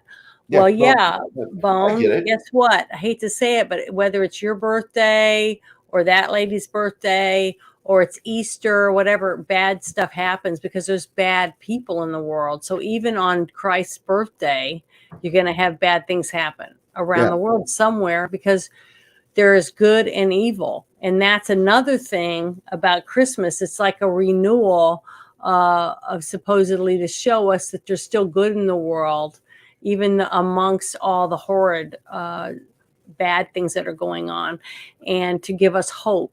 you Okay. know, So to me, seeing what happened during this movie, uh, the bad things that were happening, all the people that were about that could have been murdered at any moment, the woman that was pregnant, in the group of the hostages, things like that, all of them were saved because of the actions of a few heroes, which was the cop that was outside and the cop that was inside. mhm. So to me, that's all Christmas spirit type things. That's good over evil, basically. So that's just how I see it. And it was Christmas, so that's how I But see it. if is this a feel good Christmas movie? It is to a degree. It is not It's a an Miracle on action feel 34th good Street. Christmas movie. Yeah, this is a action film that's set during Christmas. Hmm. Is it a Christmas film? It's not Miracle on 34th Street. Okay. No. With that being stated, I feel this is a very much a Christmas movie because there's so many things that are dependent on that time of year to be going on at this time. If Hans and his friends had done this in July during traditionally what should be celebrated as Christ's birthday, but it's not because we're idiots. Um, it would be it would have been we just made millions of dollars. It would been the Hans Gruber show. Well, see, too, I think that when Hans was thinking about doing it on Christmas Eve, the reason they chose to do it on Christmas Eve is because they figured there'd be less police officers working, less people in the buildings to have to worry about controlling, all those different aspects. There'd be less people out on the streets. Everything that is slowed down because everybody is home for Christmas Eve. That's a natural holiday that most people just want to be with their families and stuff, and they're not out and about, working or doing certain things, right? So to choose that night to do something like that would be a great night. Unlike picking what's the busiest holiday in a city, and that would be New Year's Eve. To me, everyone's out late on New Year's Eve in the city, and they're out amongst other people in the bars or restaurants or get-togethers at the office or whatever. So you're going to be bustling streets and lots of people out and about. That wouldn't be a good night for them to rob a place because they're going to have a lot more things that could happen because there's more people out. So to choose Christmas Eve to do it, I thought was pretty good. It just happened to be the wrong person in that building at the time they decided to do it. And that's what, to me, that's almost like fate, like he was supposed to be there at that time. Just like he said, he got the invitation on accident. Yeah. Well, I don't Talks even think about it was that. I don't think it was on accident, because I think, from what I gathered, this the reason why he was there was not anything that Holly started. I think her boss started it, and I think her boss got involved, and he says, "I want to bring you down to Christmas, to Los Angeles for Christmas, so you can see the kids and Holly. She's fighting everything really hard, and she's doing a very good job. But I think it'd just be good for your family if you were here." And I think that's what happened before the movie started. And so before the movie starts, he gets a first class ticket to fly out. I don't think he's in economy class. He might be. I don't fly enough. I can't tell you. But he's in a very nice seat with a large overhead compartment that holds that fucking bear. And he gets out, and when he gets in and he meets Tanaka, or whatever the Japanese mogul's name, Mm-hmm. he says, "I have you to thank for this." And he's like, "Yes." And they did an expense paid trip, but then whenever he told Holly about it, it seemed like Holly and him were talking about it after it had already been finalized. It Mm-hmm. wasn't really her decision to bring him out. Yeah, it's nice. It's great. The kids get to see you. My fucking company's doing this. Okay, fine, whatever.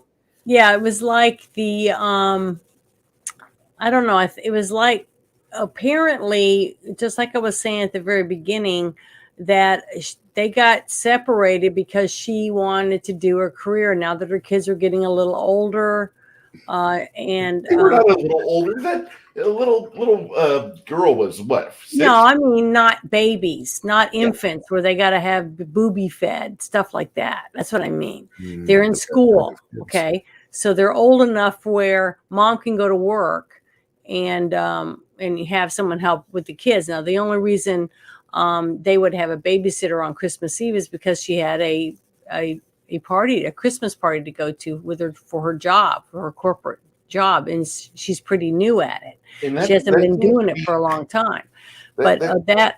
I'm sorry, go ahead. No, go ahead. Go ahead. I'll finish. I'll wrap up whenever you finish here. I was just saying that, so to me, it was like her boss really loved her. He thinks she's awesome. He needs her for his business to be successful. He likes the way she handles things, all that. So he was just trying to make her Christmas special for her by bringing him in, because maybe she had a picture of him in her office, you see. Mm-hmm. So just because they were separated because of his job or for whatever their reasons were, um, he just wanted her to have a little bit of happiness for Christmas. So maybe, we don't know for sure about the details of that because they never really got into it. But the fact that when a person goes to work and you're separating or whatever, you're going to talk to other people. I mean, it's just a natural thing that happens. Yeah, I'm getting divorced or whatever, and we're fighting over the kids or whatever. She's going to get half, or whatever the complaints are. That's a normal thing that people do amongst coworkers, especially if you've been working there for a little while. So I think that was just a little thing at the beginning to kind of set the stage about why he was coming, and why he was going to be there, and why the limo driver would be down there waiting for him. You know what And I then mean? there's another scene involving the family where the schlock journalist goes over to the house, and Mm-hmm. he's trying to get in, and the little maid is not letting him Yeah, in, and he threatens her with the INS. Now let me speak to the kids. yeah, because he's an And ass. yeah, that guy's a dick. I mean, that was a very good, very well written character. Very, like, all the things around this movie, all the characters, except for, like I said, the deputy chief. He's the weakest part of the film, but Mm-hmm. everything else is just so freaking well done. And it's timeless still because we're most people right now when they see media they're like F you because we can't stand them, we don't trust them as far as we can throw them, and he did a great job at portraying what I feel the media is. So um you love to hate them, but I thought they did a really good job, and I really think that the movie is still compares to other action movies that are out or that are still coming out when the overall story, the explosions, the fights, the rolling around fighting and punching each other and stuff, it was still believable. It didn't look like it was really outdated or anything like that. I mean, it was very well done. The Hail Tommy. director and them took really good care in making sure that it was believable. You know what I mean? Hmm. So I think that's one reason why it's so timeless. Over all this much time, it's still a very good movie to watch for action. If you wanted to sit and watch it with your family, because you guys like action movies, this is still a movie that I don't think the kids will go, "Oh, this is made in the hundreds," when you guys are the olden days or whatever, No. whatever how the kids say. I think they would enjoy it and think it was really good. So. Now, for me, I hate to say this, but Bruce Willis retired too late because he started doing some really bad films just to pay rent and mortgage, and he knew he Mhm. was wounded. And ever since the scene where he's underneath the table holding the pistol, and the guy's reloading, saying, "Next time somebody gives you a chance to shoot him, take it." And that's when he pulls the trigger on that gun. Well, when the blank goes off, it's really loud. He loses 2/3 of his hearing in his ear at that moment, and that has Mhm. affected him his whole life ever since 1988. But Yeah. his movies that he was in, I think the last one I saw that I really liked that Bruce Willis did was Red Part 2. And Yeah. I love that movie. That's a Helen Mirren, uh, John Malkovich, Yeah, Bruce I Willis love movie. those. Both of those movies were very, very good. Very well made. I could watch them Yeah. again. I'll just say that. I could definitely watch them again. Um, but he hurt himself, and then he starts taking these really bad films. And for a while there, Bruce Willis, before 2012, he looked like he could be this generation's John Wayne, because he really just had, John Wayne had his stinkers too, but there's a lot of classics that John Wayne's involved with. Bruce Willis was with a lot of movies that a lot of us consider sacrosanct, like Die Hard 1, The Last Boy Scout, most of the Moonlighting Show, up until the point where Sybil Shepherd and him have sex. There's a lot of things he's involved with that are just fantastic. And then after 2013, you have all of these direct to video, direct to streaming movies that are released in his name, and it's just horrible, just miserably, just it's the most saddest collection of films you'll ever stumble across. If you're high on shrooms, you'll have a better experience with no media on than you would by watching this shit drunk and high as hell.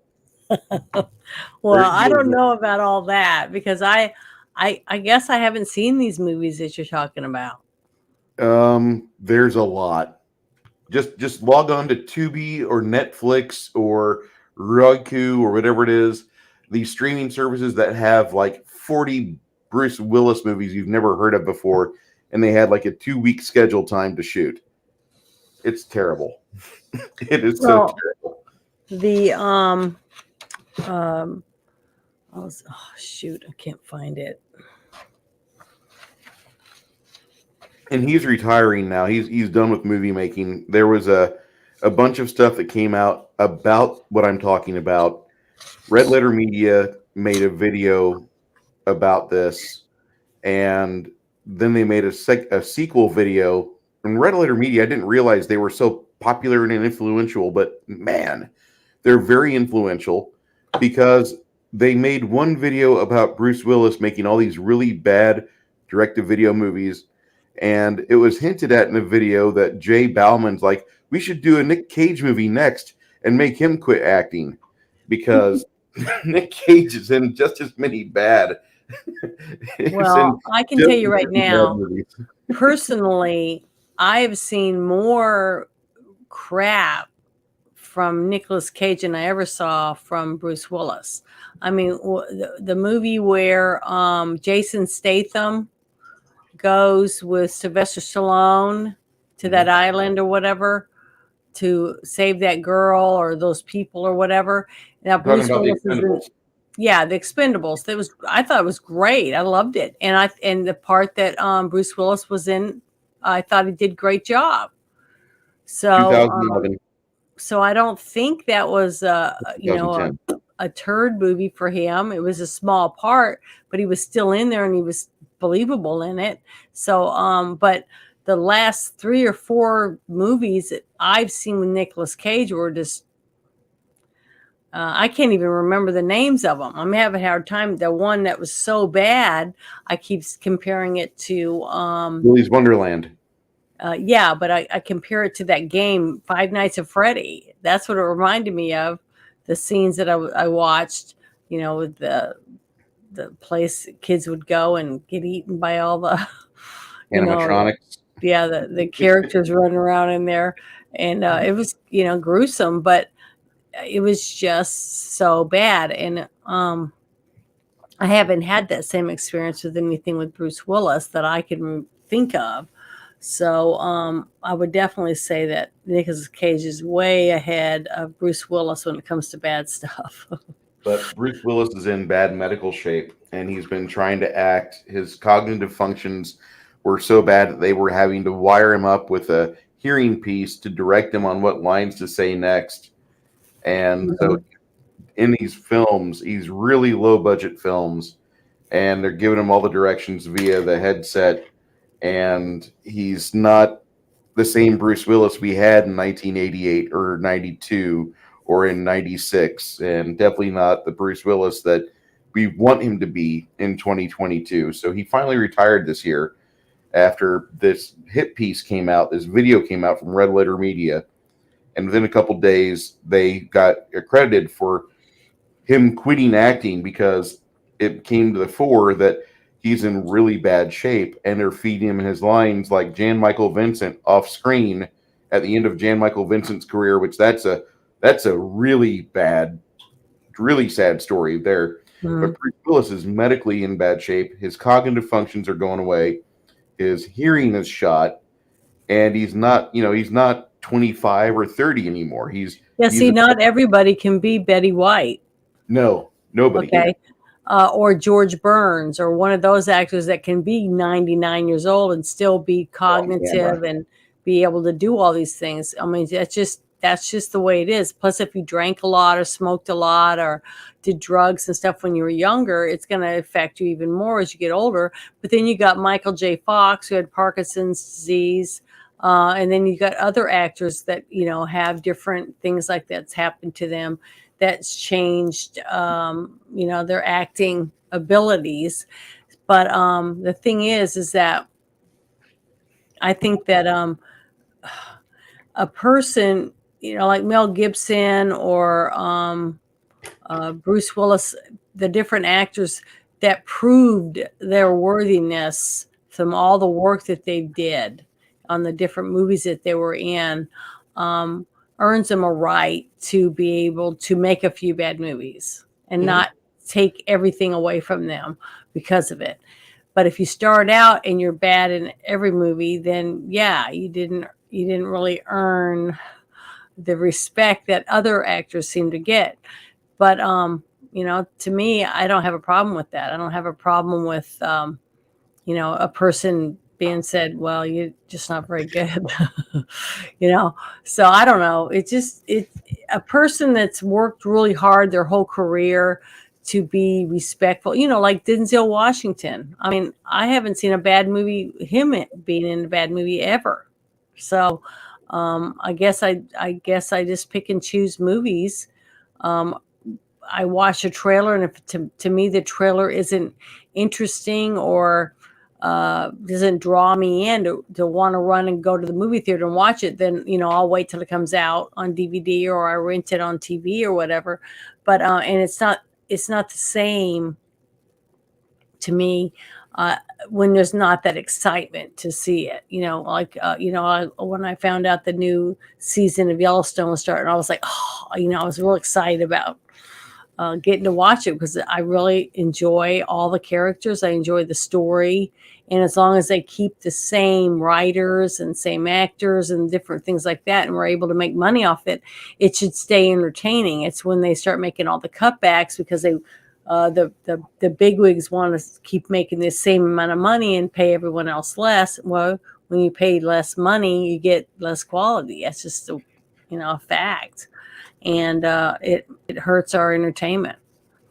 But And this movie, I even think 20 years from now, this will still be a good movie. I still think it'll be a really good action movie for people that want to watch it. there's a 5 year span. It might not even be a full 5 years, but there was a period of time where John McTiernan could do no wrong. He was director for Predator, and he was director for this. I want to say they were back to back. Mm-hmm.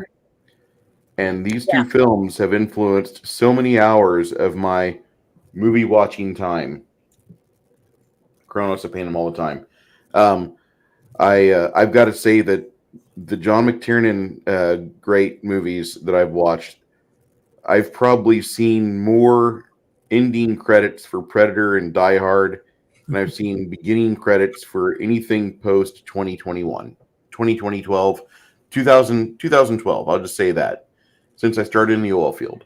Mm-hmm. I would much rather watch an old movie that I know I'm going to have fun with than go watch a new movie that it's getting some not so great reviews.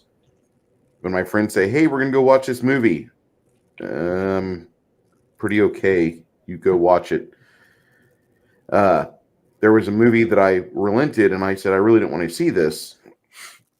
It was called Lockdown with Guy Pearce, and it was supposed to be a sequel to, of all things, Escape from New York. And that movie, I read about it and I hem-hawed about it, and I was at work for 3 days about it. Do I go see this movie or not? It doesn't get the great reviews. I went and watched it, and the only thing it was missing was a cameo of Kurt Russell. But it was a really bad movie that I don't even want to watch today. Just in response, like, oh, you could see the end of Snake Plissken. No, I'm good. But I've seen this movie and Predator more times than I could count, probably. Yeah, I heard they were going to make another Snake Plissken movie, but they were going to have his son play Snake Plissken. So that might be pretty good. That could be good. Because his son does look so much like him, and I liked him in Overlord. I thought he did a really good job. Did you see that? I want to love Overlord. I really do.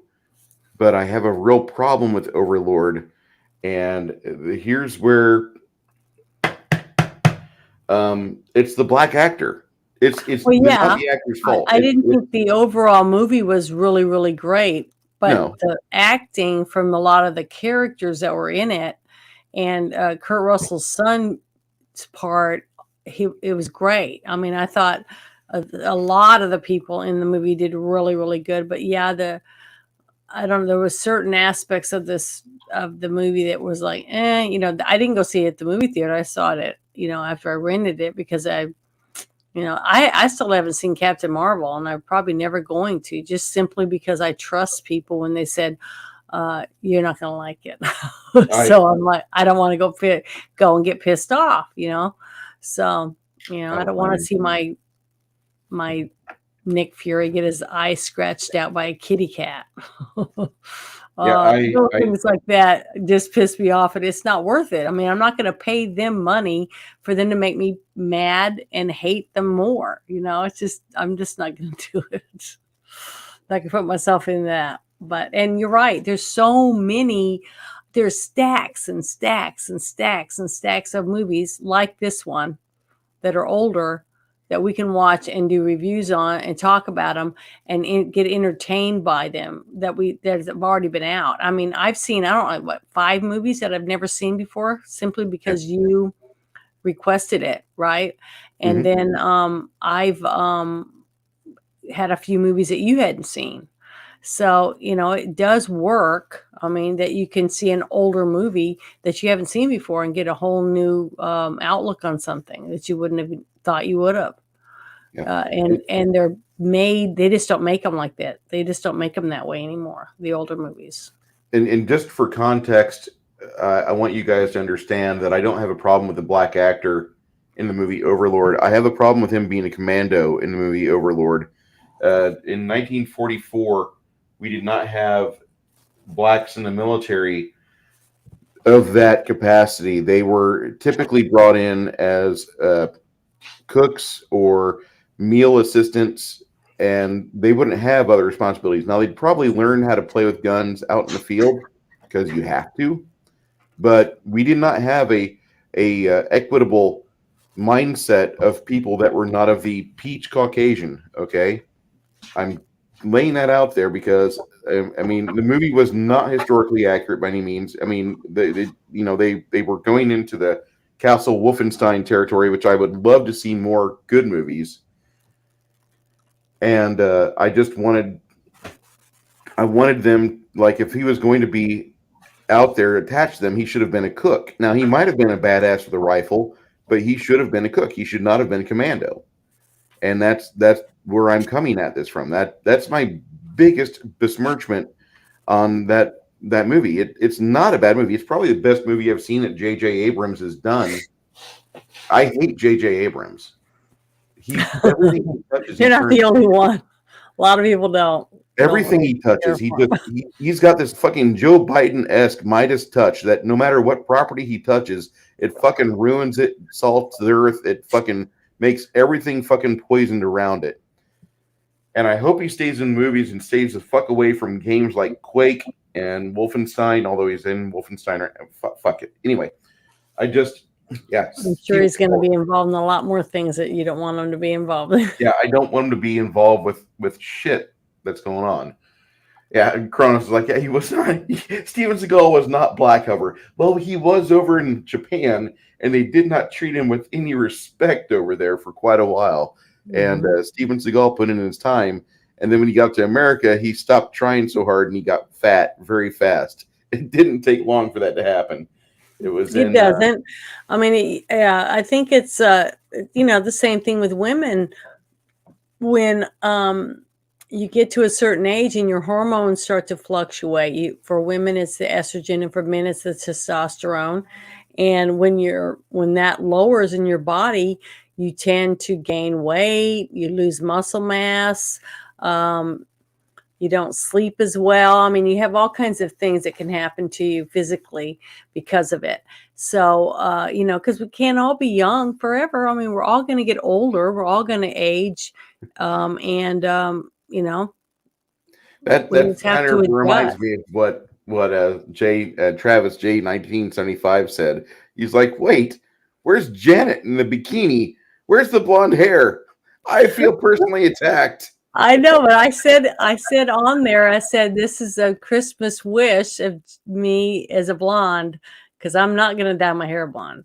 I had 2 blonde sisters, and they did me when I was right out of high school as a blonde, and I didn't like it. And it's a lot of work. People don't realize it's a lot of work to do all that stuff to your top of your hair and all that stuff.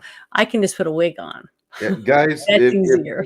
If you've got a wife or spouse or girlfriend, and she puts in like the 90 minutes to get ready for going out in public, just let her do it, okay? Just let her go through that ritual. If you want her to look good, you have to let her have the time to look good for you. And women aren't doing this for you guys. They might say they are, but women put on the war paint because there's other women out there, and other women, they are so fucking, there's a hierarchy in women of Bruce, like people that go out there. You are so wrong on that.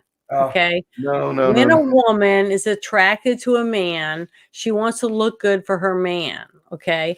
If I want to go out and we're going to go dancing or go to dinner or whatever, I want to look the best I can look because I want him looking at me, not at all of them. See? You're pretty much. I'm going to tell you something, and maybe your experience may vary. There can be hot women around. The smart And there man always that's is. There's always on a good looking date, women. the smart man on a date is not going to be focusing on all the other attractive starlets and little clams walking around. He's going to be focused on the woman he's with. He's going Yeah, to a not smart worry one, about the but other. not all of them are smart. He's going to enjoy the perfume because you can't get away from that, especially when you're in a crowded dance floor. Everybody gets that perfume on them after a while. But the smart one is going to focus and make sure she understands, like, we're dancing really close together because I'm trying to bury myself in you right now on this dance floor because I've got a raging heart on. I can smell 40 different women that are painted up and they are trying to be great Jezebels, and I can't help it. I'm just Hey, pressing and this. I hate to say this. Well, I don't hate to say it, but a woman who goes out with a guy for dinner or a movie or whatever else, and the guy's holding her hand and he's very attentive to her, Yeah, that's all bonus points. Okay. so the Because smart ones. I've had guys say, well, if I'm going to go hiking or fishing or something like that or hunting, I'm not going to spend hours rolling my hair and putting eyeliner on and lipstick and all that stuff and a silk shirt. I'm going to wear a t-shirt and some jeans, put my hair up in a ponytail or a bun and wear a ball cap or something like that. But the thing is, going out dressed like that, if I just wore that and I went to the grocery store, I'm going to have guys all the time saying comments. Oh, I bet when you're at the gym, you get hit on all the time. I'm like, no, I'm sweaty and my hair's a mess. And then you got all the hard body girls walking around. They're wearing those little thongs, with their over their stretchy pants and their hair's all done up and they got makeup on and stuff. And so they're not going to the gym to work out. I go to the gym to work out. I get all sweaty and I have to take a shower and everything else. But what I'm saying is lots of guys pick up girls at the gym and they're not looking at me. They're looking at that girl over there that's got her fake eyelashes on and everything else ready to go out on the town instead of work out because they're not there to sweat. They're there to find a man. So it depends on what you're looking for. If you want a girl that's homegrown looking, just doesn't not all into makeup and likes just being scruffy all the time, then that's what you're going to get. But if you're wanting a woman that can dress down and go fishing and hiking and clean fish and wants to go hunting with you or go to deer camp and hang out, then you can't expect her to look like to the nines all the time. But what attracts you to a woman, just like what attracts you to a man? Um, Everyone has something different. A nice smile, a funny laugh, or broad shoulders, or a nice tight little booty. I mean, I can't tell you exactly what it is because it's always something different. There's got to be some kind of a chemical attraction or a glance that you look over and you see somebody and something attracts you to them. So it's going to be different with each person, I think. I don't think you look for the same exact thing on every woman because you can't, because some women are wearing a t-shirt and others are wearing where their cleavage is showing. So you can't look at their boobs the same or their butt the same because one might be wearing jogging pants. Like I'll wear jogging pants when I go work out. That's not attractive. A lot of guys want to see the spandex yoga pants. So, you know, it just, we just do the best we can with what assets we have. And we add a little eye makeup and some perfume and fix her hair or some jewelry or whatever else to try to be more attractive. And yeah, I do think some women do dress up like if I was going to go to like Toya. I don't know if anybody's heard of that. It's like 10 Outstanding Younger Kansans, and it's a black tie thing, and you have to have a ball gown and things like that. Well, yeah, you're going to go in and get your hair all pulled up and get your nails done, which I absolutely love getting done. I didn't used to, but because I was a tomboy, I never did it until I was, a grown woman. When I had it done the first time, I was like, I love it. This is great. If I can afford it, I'm going to do it.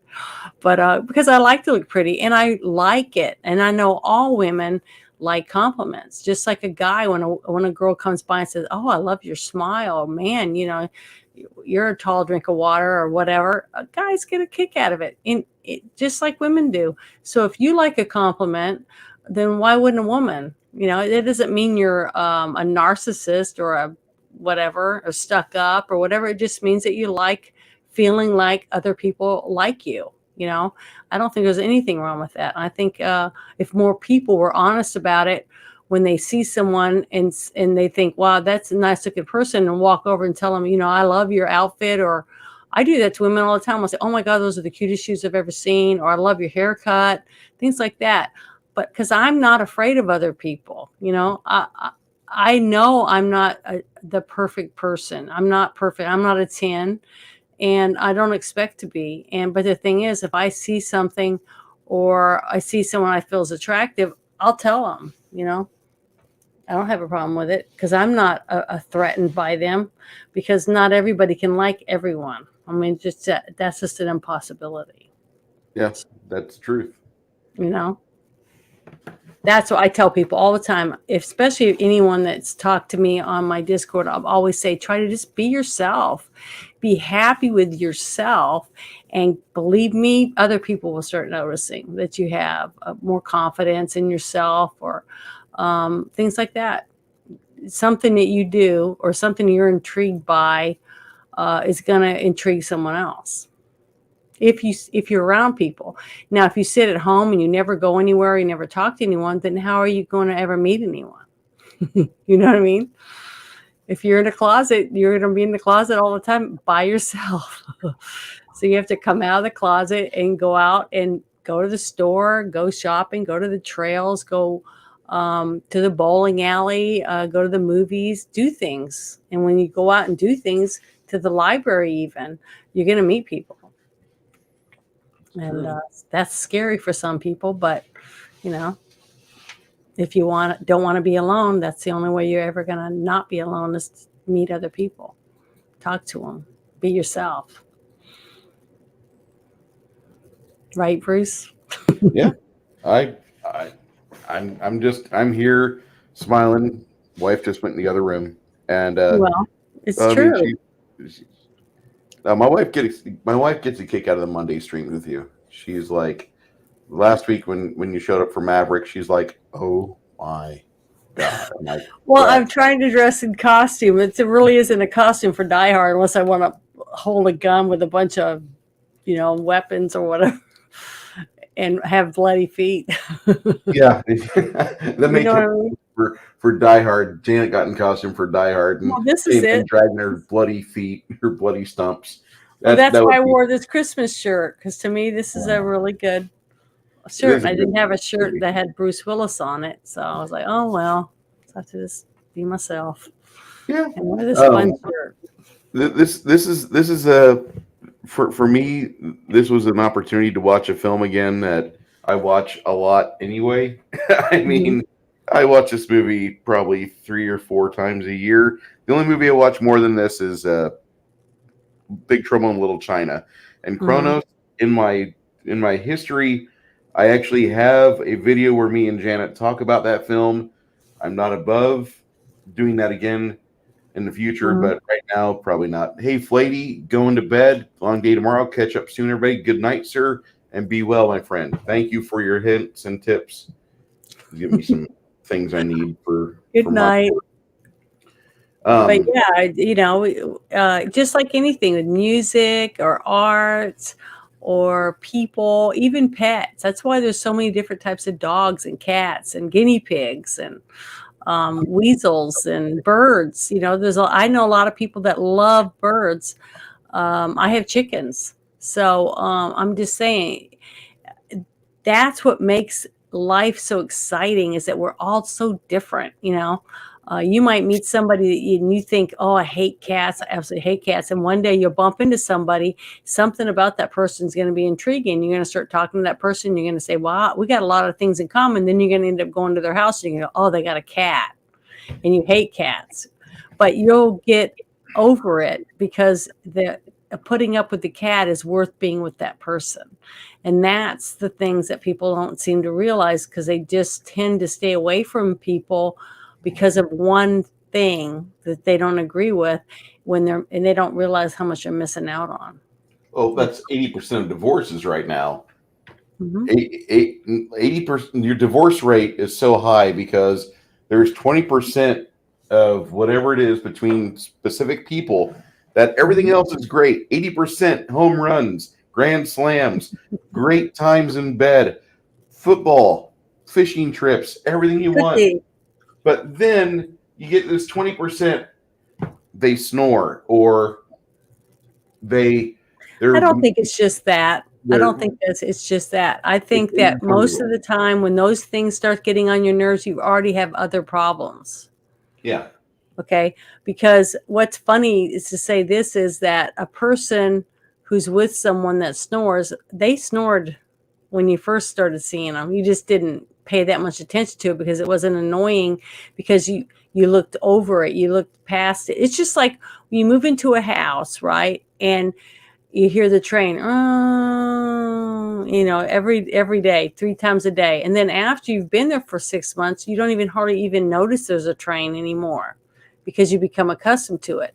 So when you meet somebody and they snore, you might notice it and think it's kind of cute because they got a little squeak or whatever it is. Then over time, because you got your leg over them or your arms over them or you're snuggling or whatever, so you're not really paying that much attention. But over time, you're not laying right on each other anymore. You're not as handsy as you used to. You're not Attentive. thinking about it every minute, because you become complacent about things. It's not the number one priority anymore to keep that. I think people should work on that, in their relationship, to make time for each other, because I think if you're friends, you become friends. I tell people this all the time. To me, if you become friends and you try to stay friends, where you don't have to do every single thing together and talk about, oh, Pookie, I want to go do this, or that kind of sickening actions. That's not what I'm talking about. I'm For talking anybody about that wanted to hear Janet say Pookie, it's at timestamp 207. what I mean is, like, you just want to be yourself. I mean, how hard it must be to constantly have to pretend to be something, and act a certain way or talk a certain way all the time just to stay with someone. If you have to do that, then that person isn't for you. If you meet somebody and you can be yourself around them, burp, fart, whatever, scratch, uh, and say a dirty word or whatever, and not feel like you have to tiptoe around that person, guess what? That's going to be a good relationship. That's a relationship that can last because you're allowed to be yourself. you know Yep. have one day a week where you go hang out with your friends one day a week, but that means that she can do the same thing. She gets one day a week to go hang out with her friends and go bowling or do whatever it is that's fun, golf. I don't really like golf, but if somebody wanted to, I would go. If my guy liked golf, I would sit in the golf cart and drive around and hang out with them. And maybe I might learn how to play golf. I mean, what I'm saying is that's what you do for your friends. And when you're friends, you make a little extra effort to, you know, Accommodate. yeah, to do more with them, to try to understand them more. And I just wish more people would do that. If more people would just take the time out of their schedule and look around and say, you know what, I want to try this one thing and see whether or not I can do it, because you might actually like it. You just don't know Yeah, because you've you never don't done it. know. You've never made the effort. And I think more people would have happier relationships, and not just. I'm not talking about just relationships between wanting to be, maybe in the future get married or whatever. I'm talking about two girlfriends or two guys that are friends. Be yourself around them. You might even have more guys to hang out with, that enjoy the same things. It's shocking when I'm talking to people and they'll say, you like comic books, or you like collecting figurines or you do this. I'm like, yeah, I've been doing it since I was a kid. And they're shocked. But I'm like, that's me. Now, none of my sisters were ever into it. It was only me. But I still do it. I see something, I'm like, oh, I want to go in that comic book shop. And I'm just digging. I could dig in there for hours and hours looking for stuff. But I enjoy that. But a lot of people don't. I don't like going to shoe stores and trying on 25 pairs of shoes or, oh my God, I got to go see these handbags or whatever. That's just not me. But my sisters, boy, they can do it all weekend. And I've gone with them and then I'll say, well, I'm going over across the street to that comic book shop and they'll be over across the street looking at, fancy clothes and stuff.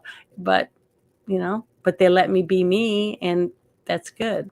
It's good in any relationship when you get to be yourself. And it's kind of funny because the things in this that you've just talked about, there's some discussion that we have about this movie where the two leads, Bonnie Bedelia and Bruce Willis, their characters are at odds and they don't really communicate so well. And you wonder how much of this type of conversation those two had. Your brain will run away with this thought and you'll think about it over and over through time. As you rewatch this movie, like, I wonder if those two ever called each other Pookie. And I'm going to grab. I've been with so many couples, and they'll be calling each other these funny, goofy pet names or whatever you want to call it. Yes. And sometimes it's cute, I guess, when they're first there. But when you've been around them a while, and it's just like, it just gets, nauseating. I think, but when you split up, if you're at home by yourself and just say like you're bent over and you're loading the dishwasher and your guy comes up behind you and he does, grabs you around the waist or whatever and he's all frisky acting and calls you his pet name, that's different. You see what I mean? There's a time and place for whatever dumbness, but to sit around and just fawn over each other and say these stupid names in public is I don't know. I just don't like that. So that's just my personality, apparently. That happens. But if you want to do it, go for it. I'll just turn around and walk off if I'm not interested in watching it. Fair enough. But that's okay. But yes, I recommend this movie for everybody. I think everyone would like it. If you haven't seen it, you should watch it. Yeah, I don't know anybody who hasn't seen Die Hard yet, but don't go through the IMDb of people, of the cast members, and don't look for who's still alive and who's dead because you'll get kind of shocked.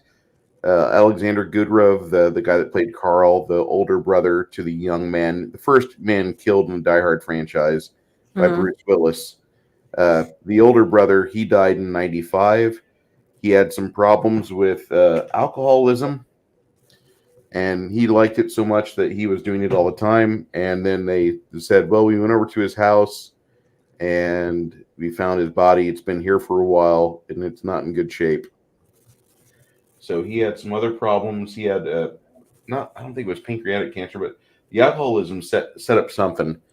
And he was drinking so much that it caused medical issues, and he died, and he was unattended for 4 days sitting in his house. So he was in horrible shape.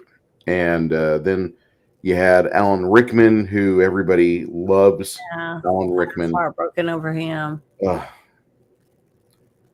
He was part of that trifecta. Yeah, what was the other gentleman that was in that movie we watched a couple weeks ago? David Bowie and Alan Rickman and... No, he was in Victor Victoria. Which one? He was in Victor Victoria. Oh, and The Last Starfighter. I cannot remember his name. I hate it. It happens to me all the time. But I loved him too. He was such a good actor. I mean, it's just sad when you see these people pass away. Robert Preston, but he died. Yeah, he was a good actor. I mean, he was really good. And James Garner too. There's a lot of class acts. We've been blessed. I mean, in our in the last, anyone that was been able to see movies, I guess from the, I guess the 50s or 60s, 70s, 80s, 90s, Night Bowsette. Thank you. all of that was good stuff, some really good actors in there. A lot of the people that grew up to watch is because my mom would want me to watch them because she really liked them. And I think my mom had a really good choice in what she thought was a good acting, I just remember my mom, I took my mom to see Bill Cosby. I took her to go see that guy that sings that song, Show Them to Me, Rodney Carrington. I took Oh, her to Rodney see Rodney Carrington? Carrington a couple of Yes. times. Jeff Foxworthy. And then she's like, I want to go see Damon Wayans. And I was like, you want me to take you to see Damon Wayans? She goes, yeah, I love him on My Wife and Kids. And I went, Mom, it's not the same. It's not the same. She's like, well, I got tickets to this casino. I got free rooms or whatever. It was in Shreveport, Louisiana. And I was like, okay, I'll take you, but you're not going to enjoy it.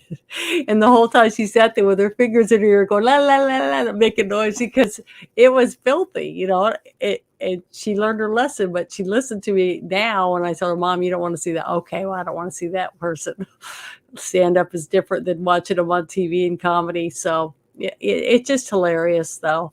To see the different generations trying to explain to the other one that it's not the same thing anymore. It's different now.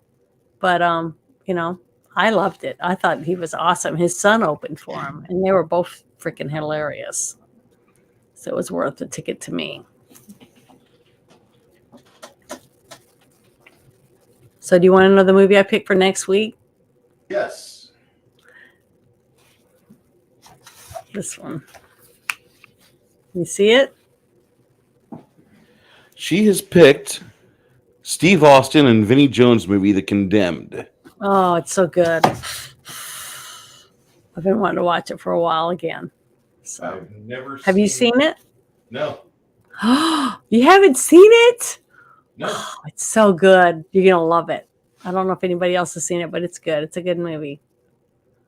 But I know I say that all the time. I always say this movie's good. And everybody, people say, oh, it sucked or whatever. But oh, well, it's my opinion. It's a good movie. Yeah. The Condemned. I like Steve Austin. Wasn't he in that movie that not very long ago that we watched? And he was the bad guy in it. One of the bad guys. Yeah, he was in The Expendables. Yeah, The Expendables.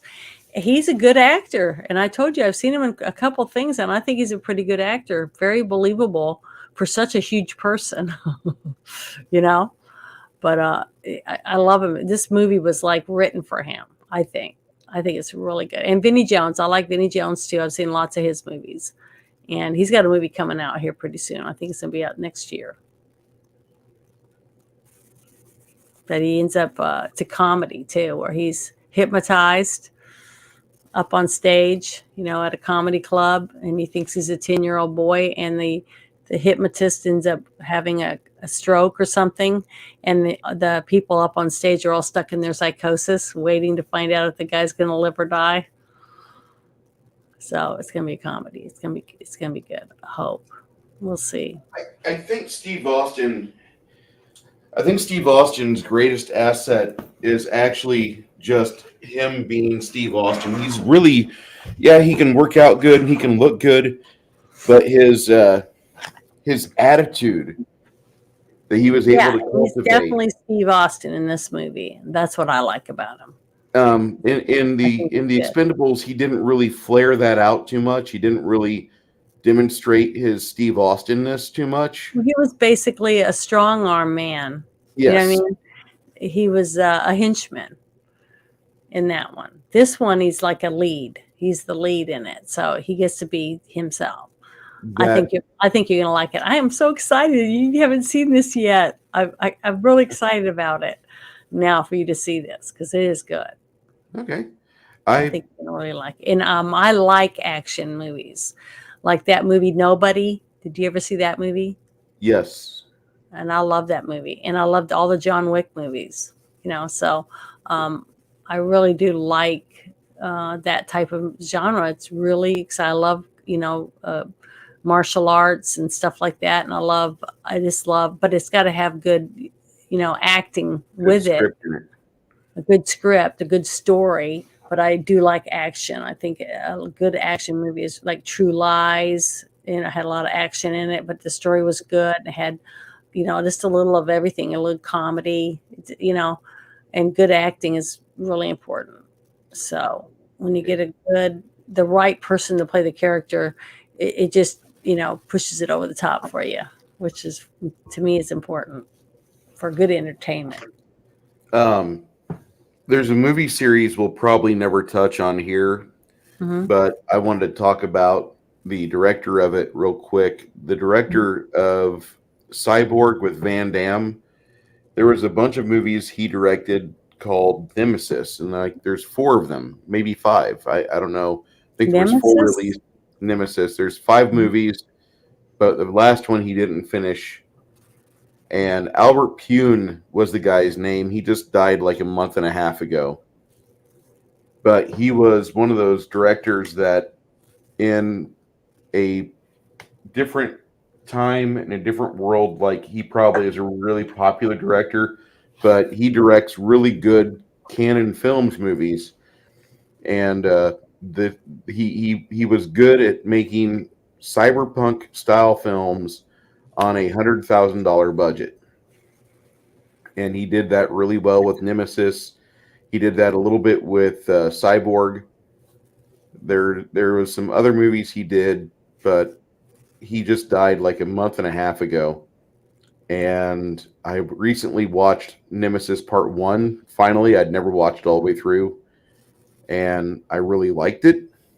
But I don't know if that's the type of movie you would get into. And instead of forcing you to watch a very low budget movie with decent action, but instead, there's other films that are on my list that I want you to see first because I want you to see the movies that I watch on a yearly basis, if not more frequently, and I haven't gotten through that list yet. So, Us um, doing a series of some sort, like a trilogy or even a TV series, like the first season or something like that might be kind of fun. that's a possibility. Definitely a possibility. There's a. I know you're not exposed to anime, but I want to show you Goblin Slayer Okay, and I'm willing. Goblin. I'm willing to watch anything if somebody thinks it's entertaining and they think I might be interested in it. I mean, because I'm not going to say no. I mean, because I want, I like to see new things I haven't done. I like to, you know, reach out and try new things. I'm not one of those people that's like never going to try anything, food or whatever. So I'd try it. I would But be. I don't want to show you all the bad anime that I've seen, and I don't want you to watch all the bad movies I've seen. But Mhm. there are certain movies like you keep bringing up Willy's Wonderland, and I'm like, that would be a really bad homework assignment. No, that'd actually be a really Oh, good homework assignment. because we were talking about, I don't remember what it was for sure, but I remember just we were talking about something, and I said that we started talking about the worst things or something like that, and I remember going, "Oh my God, that this was the worst thing I've ever seen." That I actually couldn't watch it. I had to turn it off because it was so bad. So that doesn't happen very often. I mean, I sat and watched. There was some movie with Mel Gibson, and everyone got up and left, and I can't remember what it was about. It was I'd have to think about it for a few minutes, but people were getting up and leaving, and I sat and watched the whole thing, and I thought it wasn't, it wasn't the best I've seen, but I've seen worse. So, and I didn't think it was that bad. I mean, I really was, maybe half as bad as what they thought. That's what I thought. So, Okay, I'm willing to choke down a lot of stuff that food wise and everything, just because I want to try it. okay. Well, then in that case, I will start shutting things down over here.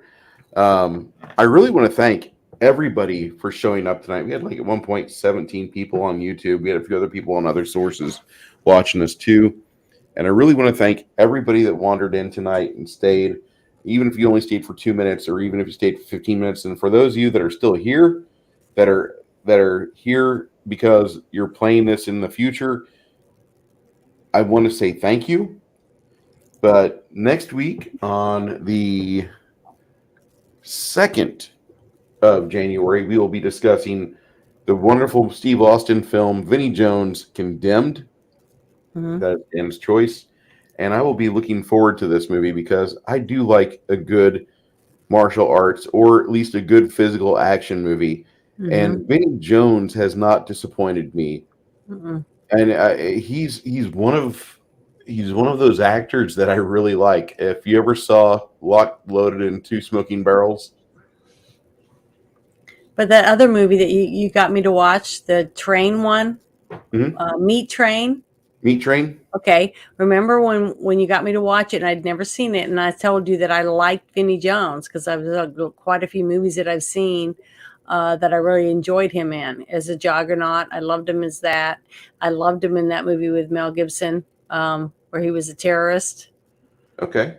Can't remember the name of that one right this second either. So he's been in a lot of good movies, and then I saw him in this movie, and I thought he was really good too. So that's why I said that I wouldn't mind watching it because I think he's a good actor, especially if they pick the right roles for him.